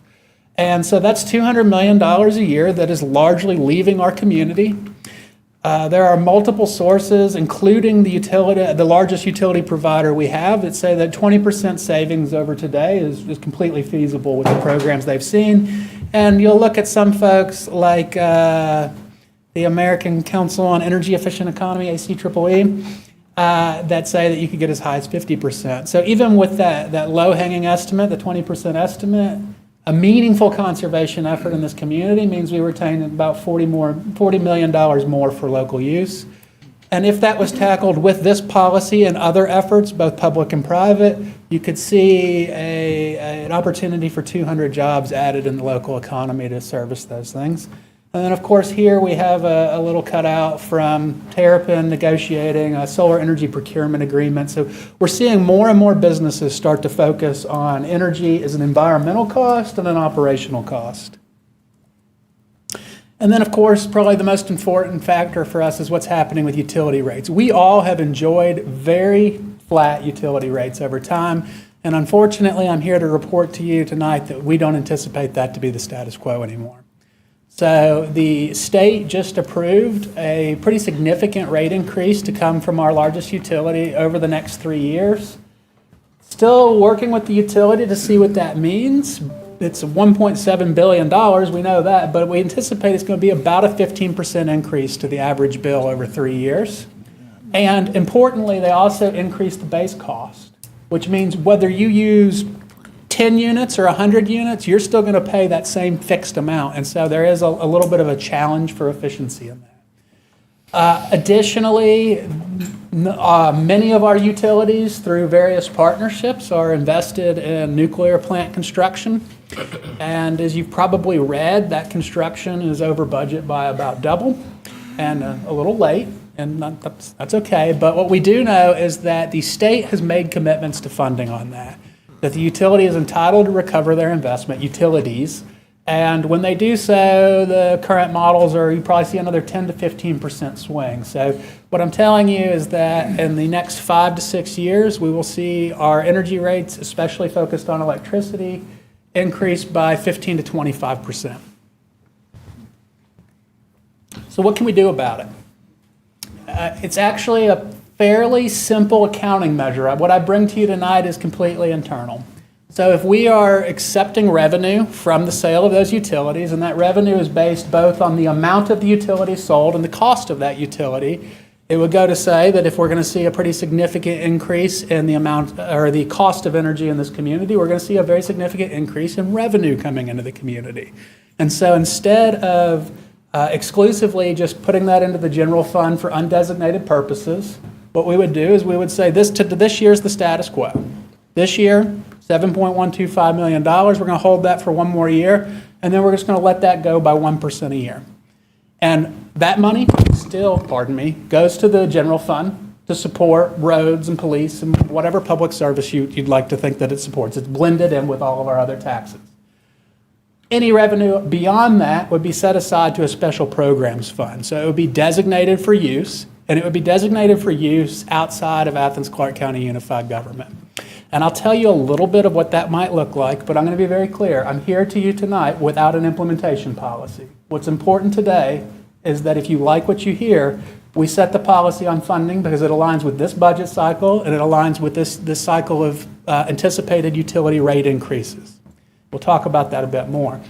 One other provision that was important to the folks that informed this plan is that during an economic recession, the policy is intentionally designed to be suspended. So in no case would we be feeling the pressure to either cut services or raise taxes that benefit our citizens while simultaneously working on a program to benefit our citizens. So that was just a kind of a pause in the program. And from your perspective, the commission would set these upper limit targets for undesignated revenue, and it would be kind of basically reaffirmed with each budget cycle. So when you adopt a budget, it would say, per this policy, here's the amount for unrestricted, here's the estimated contribution to the Community Energy Fund, and then at the end of the year, there would be a true-up. The other important part is the Community Energy Fund is, let's say, just hypothetically, one of them $7 million, the other's $500,000. Well, if the total revenues are $7.2 million, you're going to take your $7 million first. You're going to fund your general fund obligations or your unrestricted obligations before you set aside money for other purposes.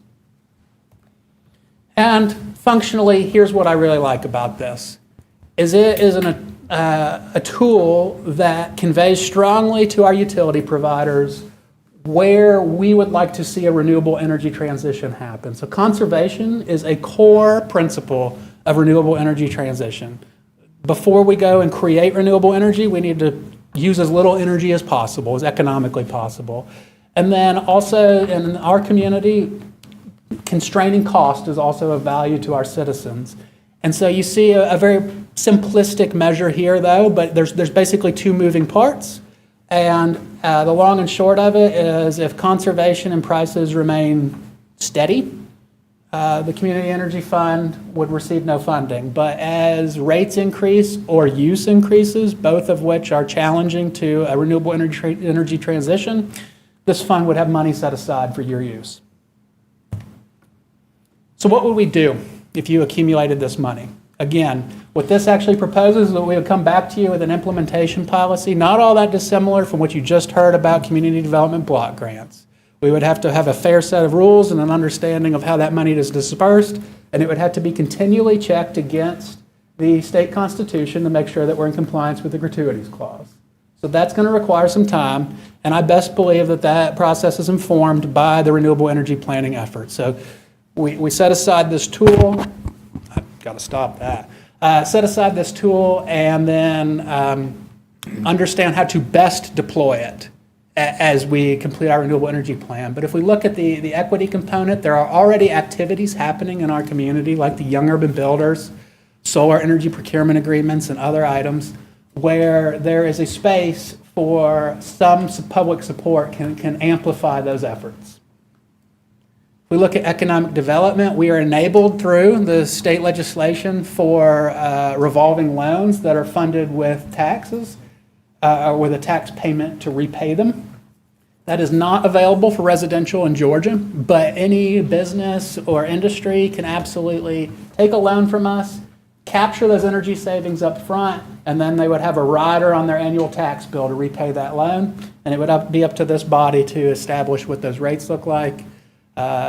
Looking at incentive packages for energy efficient buildings, whether that's displacing permit fees or some other model, and then the same opportunity, the state legislation around solar energy procurement agreements. Why now? So first of all, this would be a very strong step towards the commitment to renewable energy transition, especially for the role that happens in the community. Implementation doesn't happen today. So if you adopt this policy today, there is not $1 in July 1. We have to accumulate those dollars through a year because we're going to fund those general fund obligations first. And then as I mentioned, we are at a point where we're about to see energy rates rise significantly. So this is a point to kind of set our mark in the sand. This is what our baseline is. That acceleration then creates that feedback loop with our energy providers. SPLOST is a very significant thing. I think other communities should be jealous of the decisions that this body and this community decided to do with its SPLOST dollars, but they're not really going to be able to tackle things that are happening in people's lives and in businesses.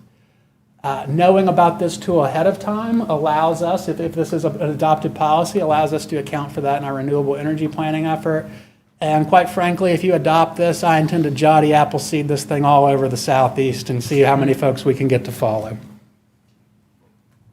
Next steps. So there is an agenda item proposed for you that you'll be seeing an agenda review and then perhaps at a voting meeting coming up through the February-March cycle. So if you choose to adopt that, you can kind of see it laid out here. The renewable energy planning is underway. To date, we have predominantly been doing a existing conditions analysis and building a model of how to understand the economic, environmental, and health impacts of different energy practices. The next phase of the clean energy planning process is a robust series of public engagement, perhaps even advised by members of the community. And then so as that plan is wrapped up, we would then pair it with an implementation policy of how these dollars would be deployed in the community. With that, I'll take questions. Yes, sir. Oh, sorry. Go ahead. Thank you. And yeah, I guess I will just immediately support this. Yeah, I think we should run with it. I think this gets to the missing piece that we hadn't figured out yet, which was how we're going to help those residential homeowners be able to actually conserve energy. And it seems like this is a way for us to move forward that's going to have very little impact on our current operational budget. So, yeah. Melissa?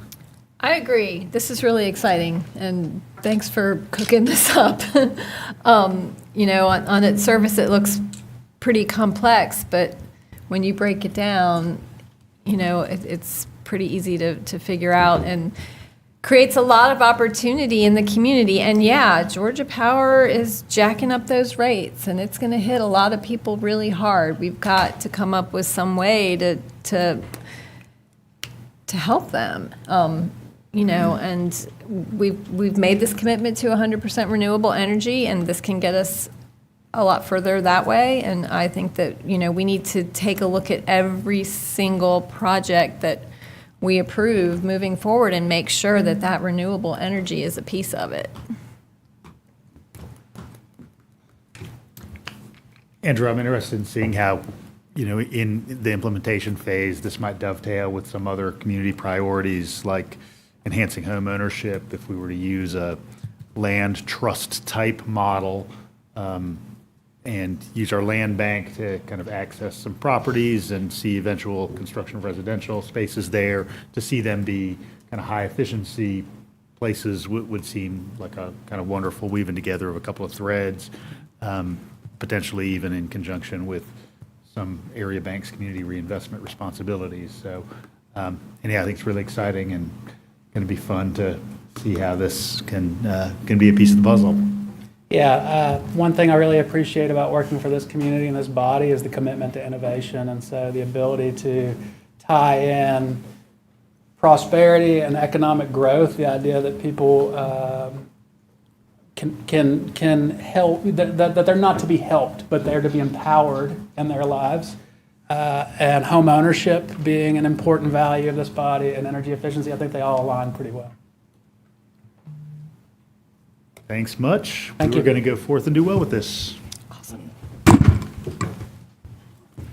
And I guess we go from the sky to the ground. And the last item of business tonight is discussion of our pavement management program. Because that's what we want to manage the most, is our pavement.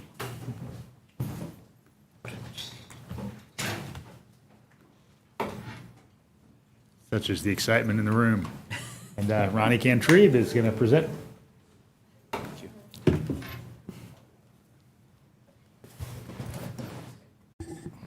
Sorry.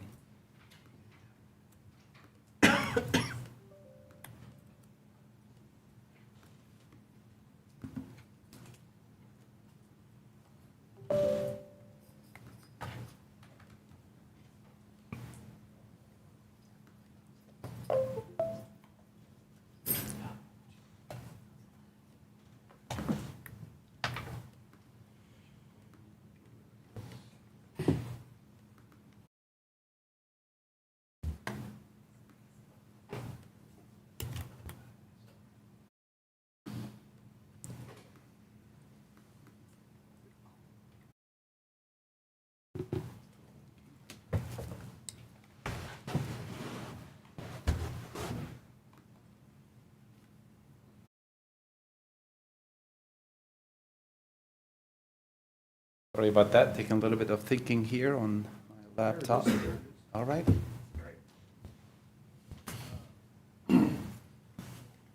Mayor and Commission, I'm not Ronnie, but I'll run through the first few slides. I'm Frank Stevens with the Public Works Department.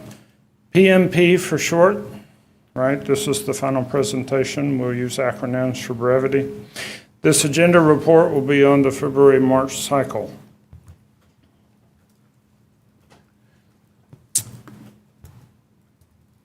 We're here to explain how the 2020 PMP is a continuation of past efforts, explain the new pavement rating system and how that more rigorous approach will be used to prioritize street repairs in 2021 and beyond. Slides 4 through 6 are a chronology of past efforts. 7 through 10 illustrate how streets age and the economies of early intervention. 11 through 13 show progress against the 2017 roster termed the deficit list. 14 through 16 depict various repair techniques. 17 through 20 are all about the new approach to condition assessment. And 21 and 22 are the money slides and next steps. Much thanks to the Mayor and Commission for initiating a comprehensive program to assess street condition and prioritize their rehabilitation. Some of these streets have waited years, getting worse each year. Other streets are also getting worse, even though they may not be on the deficit list. Of the 400 streets listed in 2017, over half at that time scored between 25 to 49. 6 being the worst. 6 essentially means no pavement was detectable. A history item number 5 is, I believe, illustrative of the challenges regarding cost of ownership. $50 million was requested at that time, but only $25 million could be funded. Even after the 2020 work is done, which will be about 9 or 10 months hence, 87 streets will remain on the old deficit list. These will be rescored in 2021 according to this new scientific method that Ronnie Cantreve brought to town and which he will explain in the upcoming slides. Thank you, Frank, and good evening, Mayor and Commission. And our manager, with the assistant managers, and everyone else. The next slide, going to go a little bit technical here and understand what is a pavement rating scale and what is pavement condition index. And we will be hearing about PCI from now on, hopefully, and not go back to the old system, which was 60 to 0. They're completely opposite of each other. Don't be confused. I know I'm talking about the new rating scale on this slide, but I've yet to talk about the new rating method that will come up in future slides. This slide sums it all for one street. Pavement age at the bottom, the x-axis.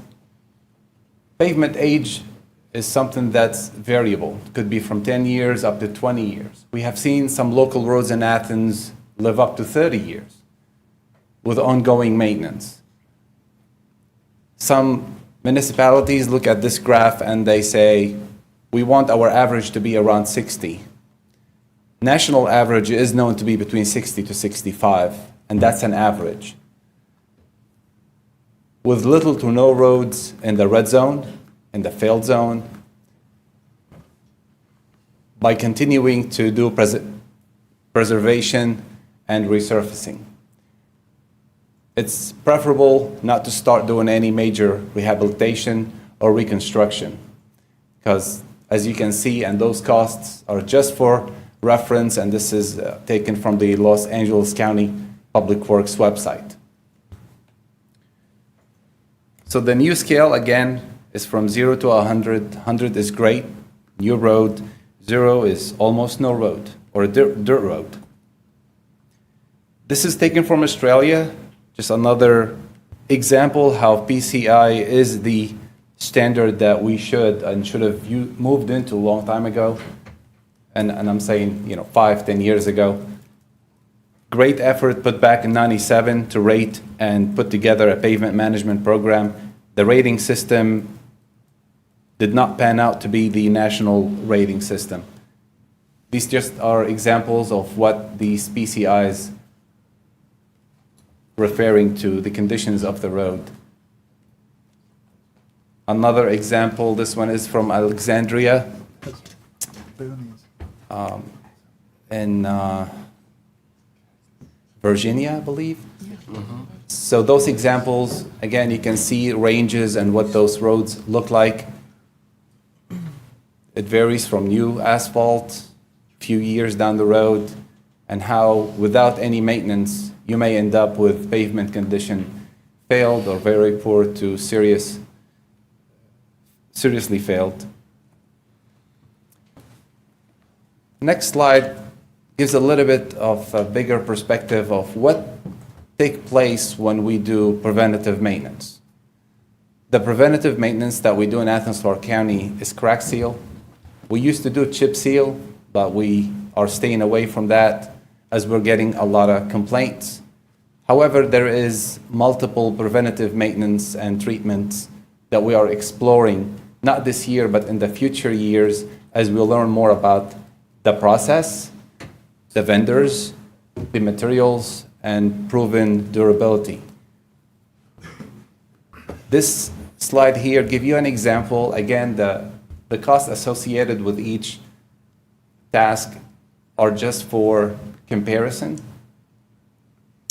So the original PCI graph for deterioration on a roadway,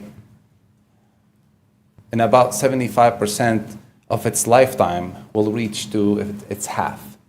At that point, the science tells us it's almost too late to do preventative maintenance. You have to do a reactive maintenance. That means resurfacing. Without crack seal, which we do crack seal. Without crack seal, that means we have to pave early on to stop the deterioration rates. And if we wait another year or 2 years, and if we have a rainy season, for example, that may expedite the progression of pavement deterioration. On the top, you see 3 different preventative maintenance that was performed as an example here. and it shows how that will delay resurfacing of a roadway.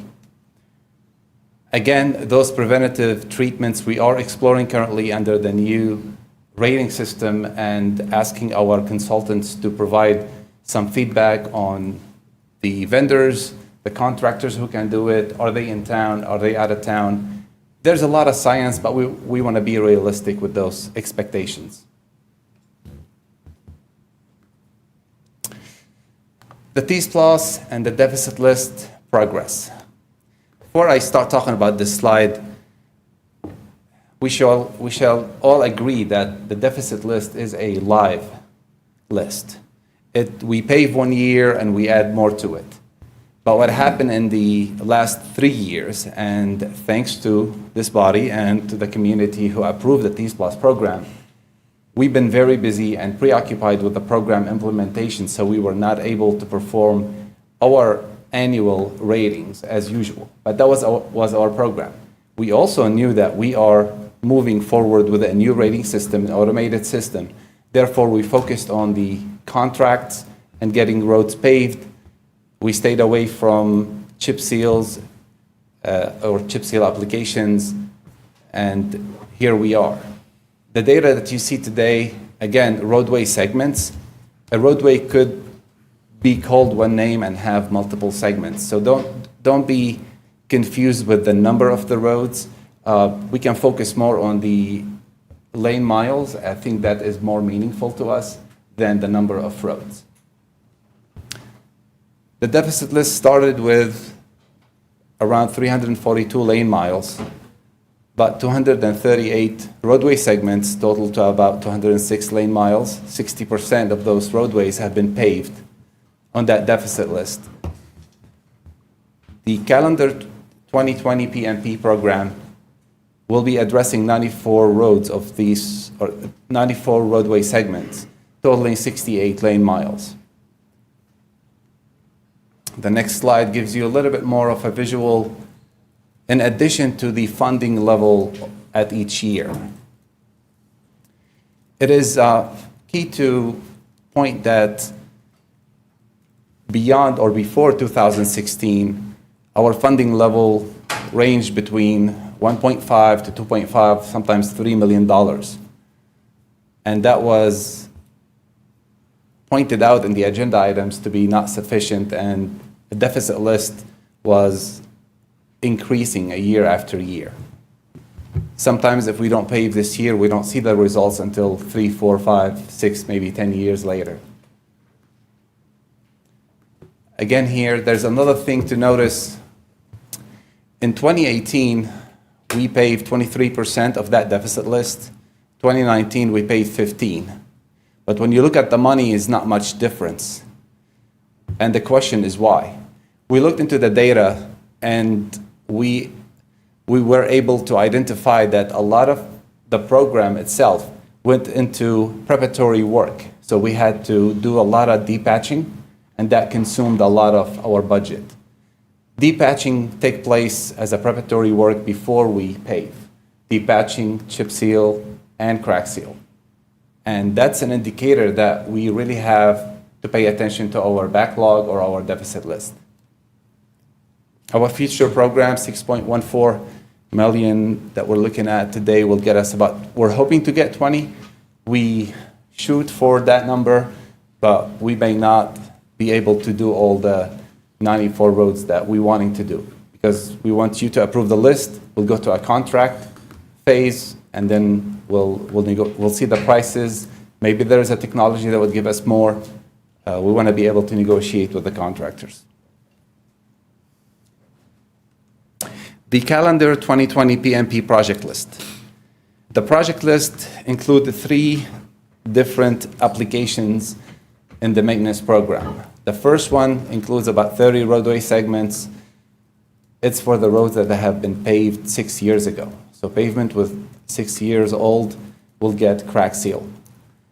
Preventative maintenance with depatching, we have identified about 16.6 miles of roadways that were not on the deficit list or have been on the deficit list, but were not selected for this year. However, there are a massive amount of potholes or deep patching that need to take place today or in this year, upcoming year, and that our local maintenance crews cannot perform the work. It's beyond their typical work. It might be a deep patch that extends about 100 feet long with the full lane width.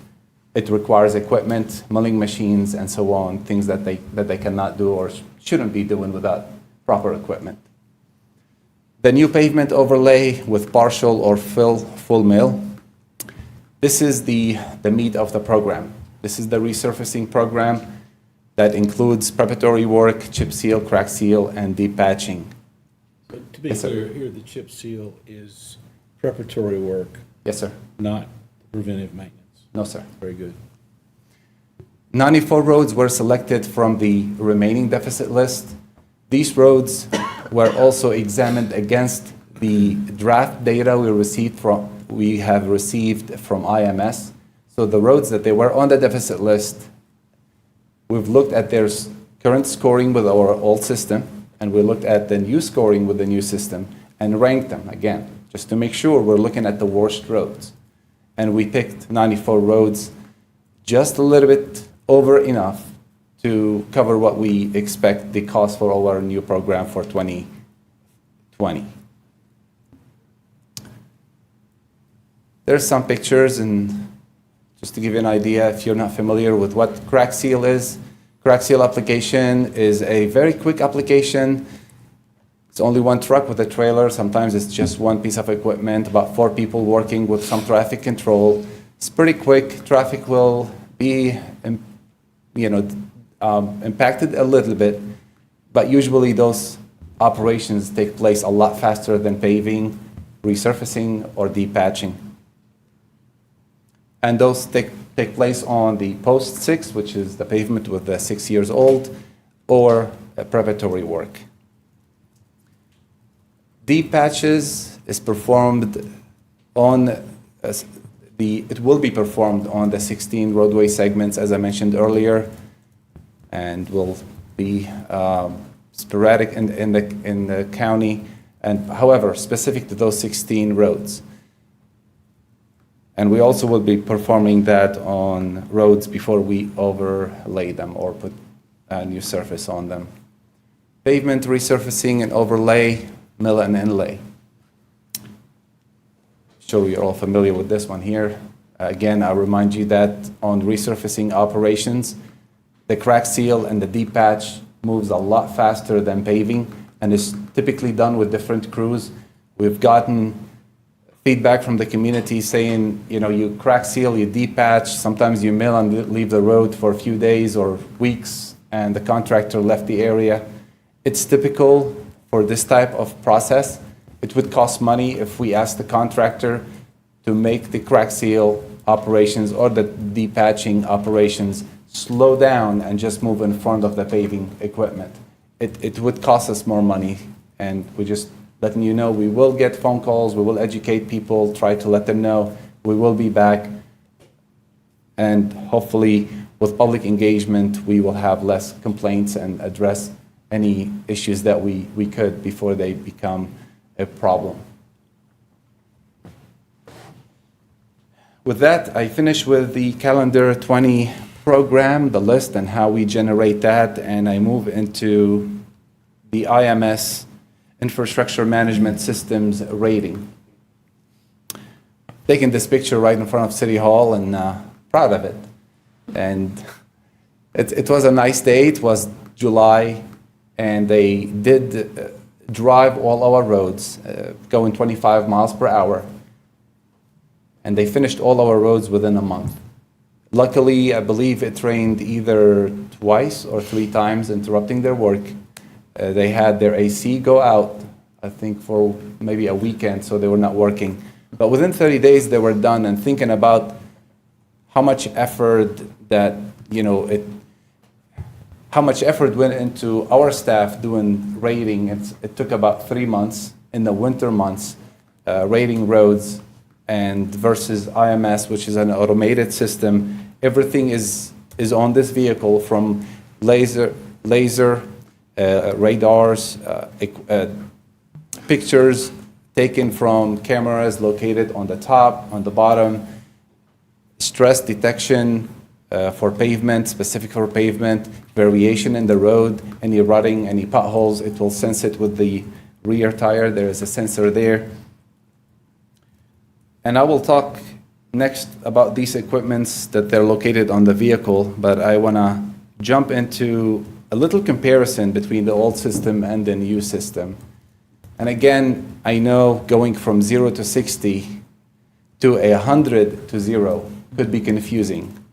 So we'll have this table here and you can reference to it back, and please ask questions and I'll explain this a couple times if I need to. I myself made a couple of mistakes when I was making or putting this table together. What we noticed and worth mentioning here is a few differences that are key decision makers for us to move forward into an automated system versus continuing with our old ACC 0 to 60 rating system. The method, like I mentioned before, is performed by TPW staff. This one is automated.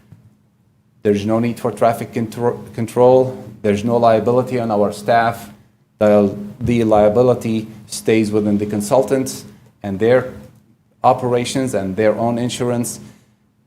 Frequency, we used to do this every year on arterial and collector roads, and 2 years on our local roads. With this method and their ability to look into the future based on the road type, the traffic loading, and other factors, stress factors, they can determine what type of application will take place or should take place based on certain funding levels into the future. They take a look into the future for year 1, year 2, year 3, year 4, and then year 5. We will be doing this every 3 years, meaning the testing, every 3 years for arterials and collectors, and every 5 years for the entire county. Rating scale, again, 0 to 60, the other one is 100 to 0.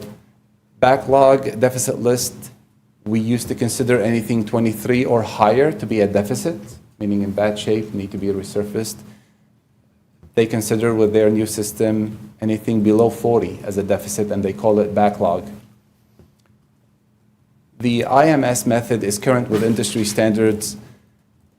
This method is used on airports around the nation and around the world, and for roads as well.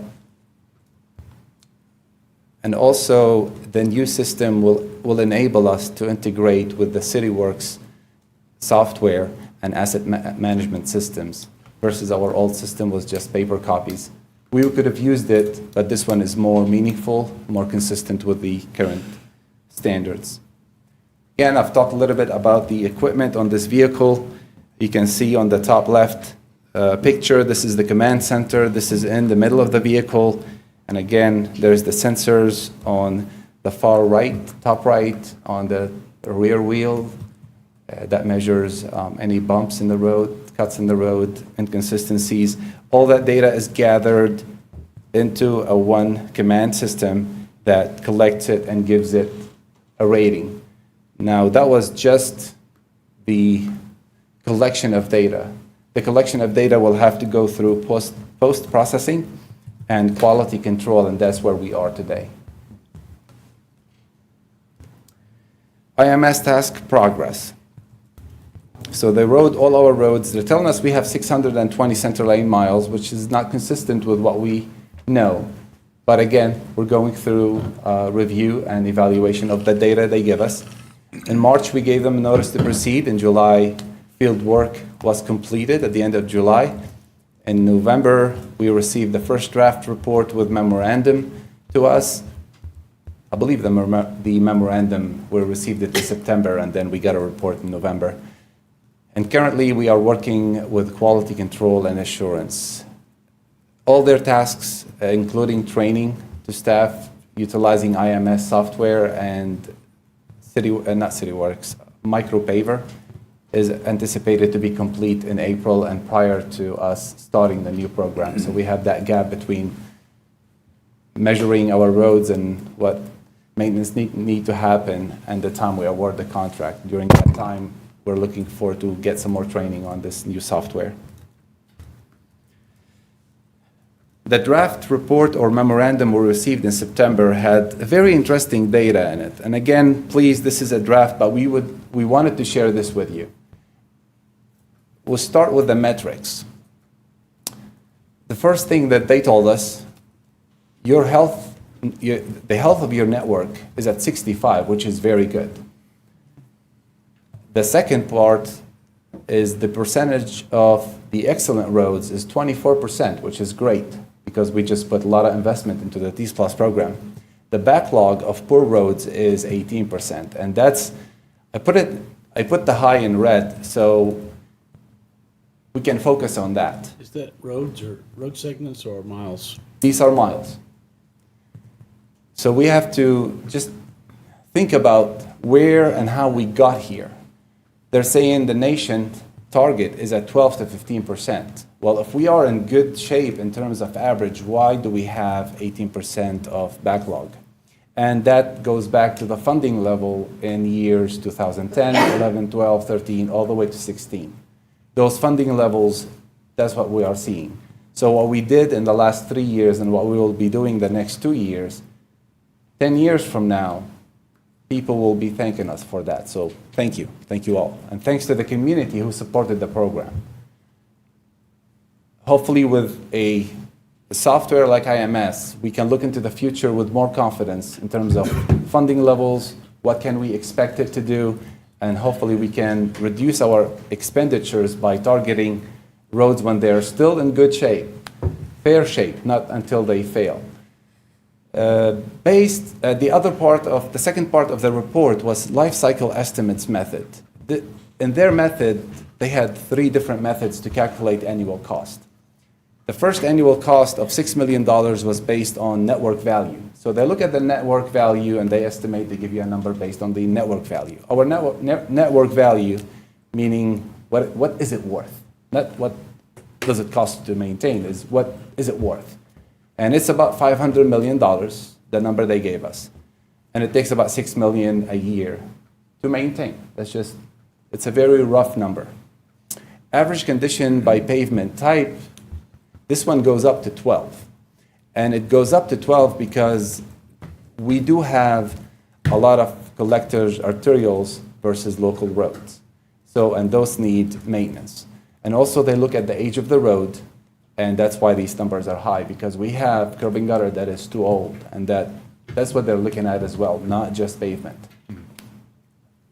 The total deficit and backlog method. Without going into details, of course, on any of these methods, I'm giving you those numbers, and this is a draft. Again, we will be talking to them about where these numbers come from and their method of calculation. They identified the annual cost to be $9 million based on the backlog.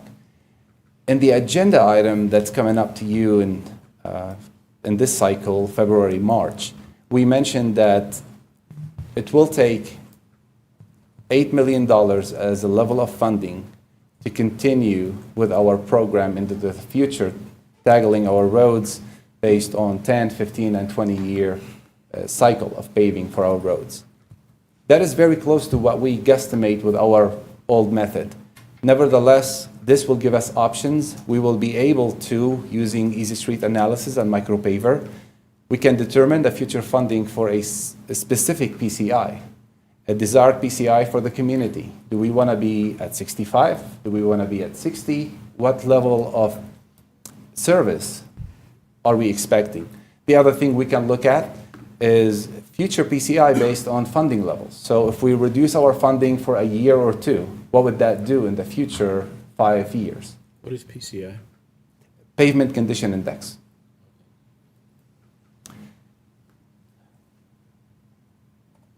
Next slide is just an example of what are we looking for Easy Street analysis and later on implementing with CityWorks, and hopefully we can go online with a map like this to communicate our future paving program. And these numbers doesn't mean that, oh, this road's going to be paved. Not specifically, but it may require certain treatment, even if it was in good condition, just like we do right now for roads that are 6 years with new surface, we go and do crack seals. There are other applications that could be done to roads that they are 3 years old, 10 years old, and depends on their classification from traffic perspective, from location perspective. Is there canopy on the road? Is there no canopy on the road? Is the road flooded often? Is it not flooded often? And us continuing to monitor the rates and where we expect them to be and where they are after 5 years or 3 years, we will be able to create a PCI for each road. It may not be in my timeline. If we continue tracking this data, we will be able to better predict our expenditures into the future and have a more sustainable program, especially when we get to the end of usable life for curb and gutter. That's a reality we have to face one day. I have a quick question. Andy?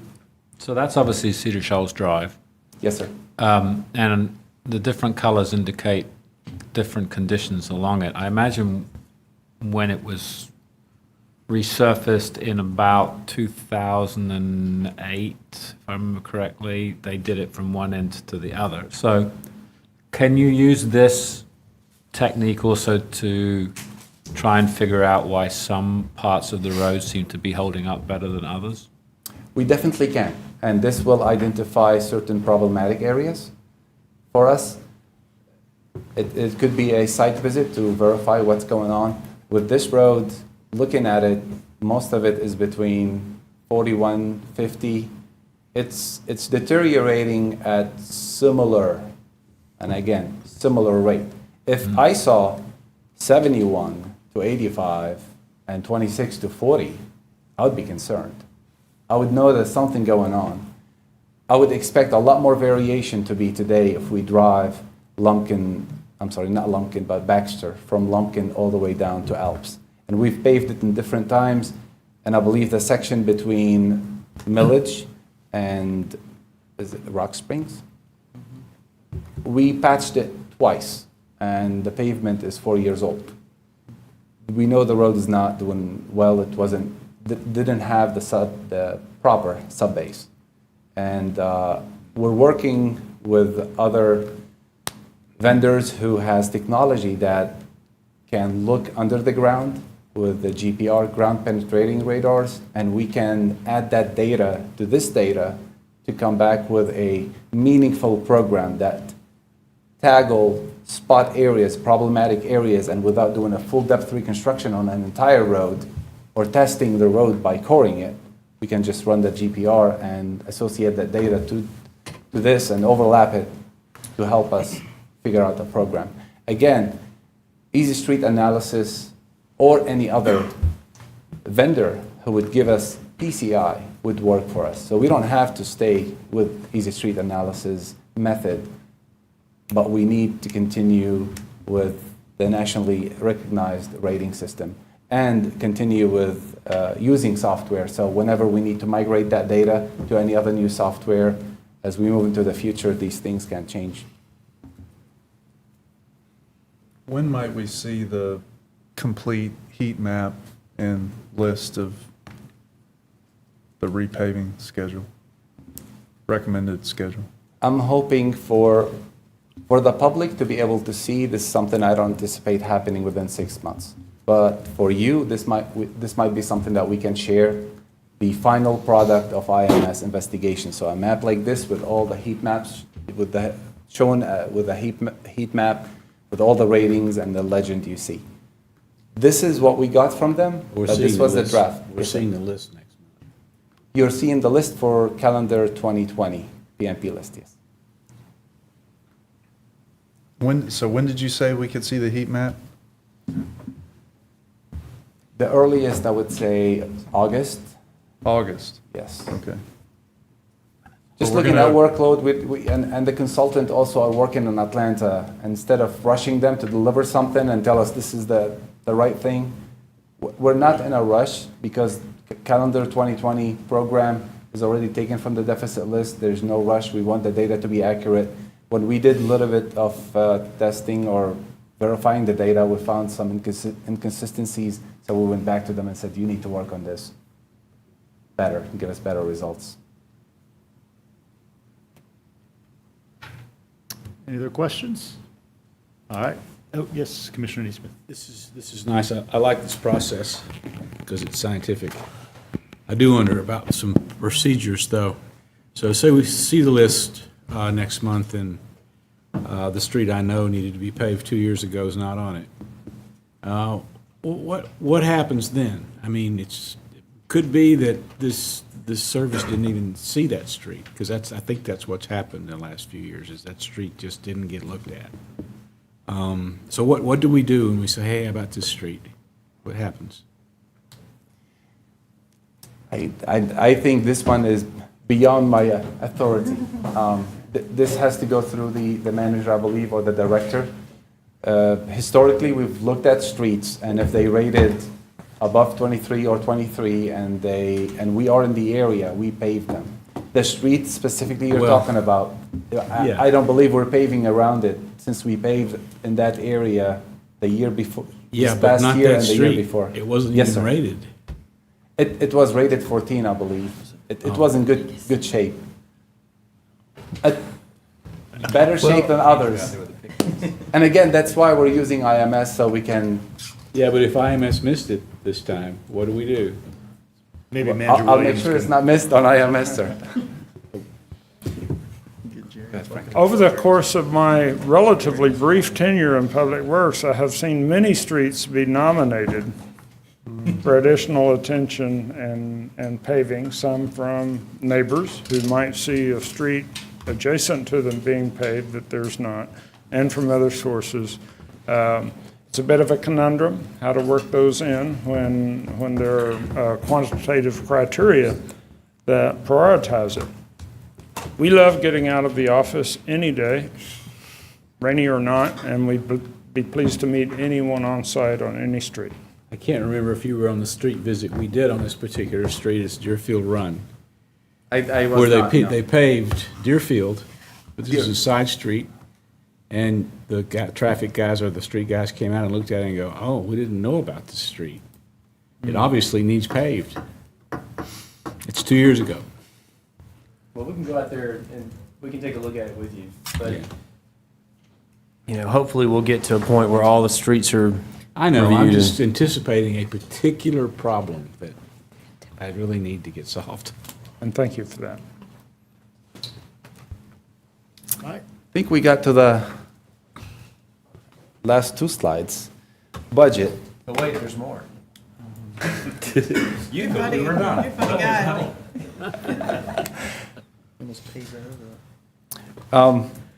So budget-wise, this is the program supporting our PMP program. This is the funding sources from T-SPLOST to SPLOST, GDOT LMIC program,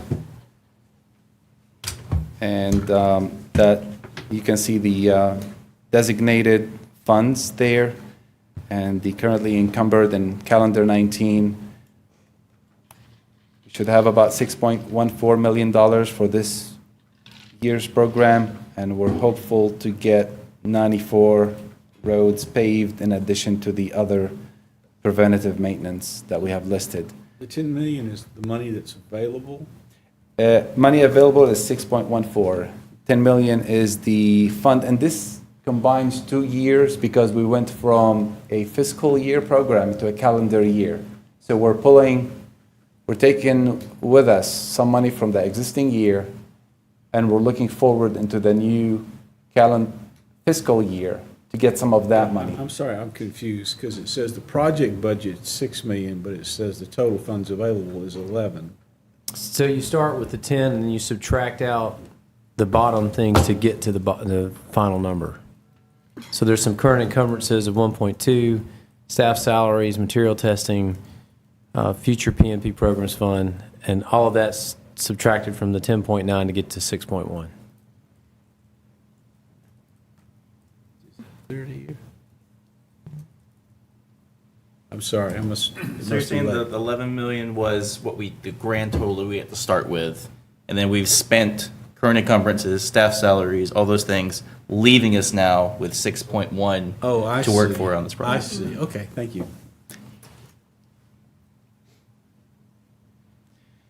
Next steps. We will continue with the easy street analysis and micro-paver training. We will integrate into GIS data. We will integrate GIS data into our Esri and CityWorks software. We will develop heat maps to accompany future programs. We will finalize IMS report and complete deliverables with the consultant. We're, like I said earlier, bringing to you an agenda to approve the calendar 20 project resolution and list, and that is in February and March, and we anticipate bid and award to be March, April, but no later than April, May. That's our projected schedule. Anything else from commissioners? I think Manager Williams had a note or two. Well, if you go back to the last slide too, it wasn't just a few years ago, for instance, with public utilities that we had to depend on some folks that had worked there for 30, 40 years in our maintenance division to help us identify where some of the problem spots were. And I want to give a lot of credit to staff and to the mayor and commission for funding an asset management system called CityWorks, which is currently being utilized by public utilities, transportation, public works, leisure services. This is a work order system. This is where we can identify segments of infrastructure, stormwater, water and sewer, roads, so that we can understand when they were paved, what condition they were in. It's a GIS-based system. And really, and something we'll talk about in the budget process, is the cost of ownership. Okay, so we own an asset, we need to keep it up, and we're going to try and do a static version of that now, but my hope is, well, I know in 18 months to 2 years, we should have a dynamic cost of ownership where when something's renewed or repaired, that would be logged in. And you saw those graphs that I appreciate you sharing with us, Ronnie, about how you can keep infrastructure's life going further with interventions selectively. And I will say this too for our residents, when you see those black snakes that folks call them in the roads, that may look like disrepair, but it's actually prolonging the life of the asset so that we can use those funds for other things that the mayor and commission and our citizens find important, heightened leisure services, things of that nature. So I'm really excited, and you've not been able to really witness some of the data that's going into this, but you will in the near future, and it is exciting. On that, Blaine, because we've heard a lot about the CityWorks and how it's popped up in these different ways, and it sounds extremely exciting, extremely useful. I would actually probably like to have a work session when we get closer to full rollout for it of just the CityWorks, how it's going to be utilized across the board, so we have a better understanding of it. I think that's a great idea. In fact, maybe we tell you what it's capable of and what we're trying to do with it, so that you can. You may have some feedback, as we continue to collect that data. I think it's like most things with GIS-based systems, it's how you set it up initially that's very important, and then populating it with data. But okay, yeah, I'd appreciate that. All right, everyone at peace?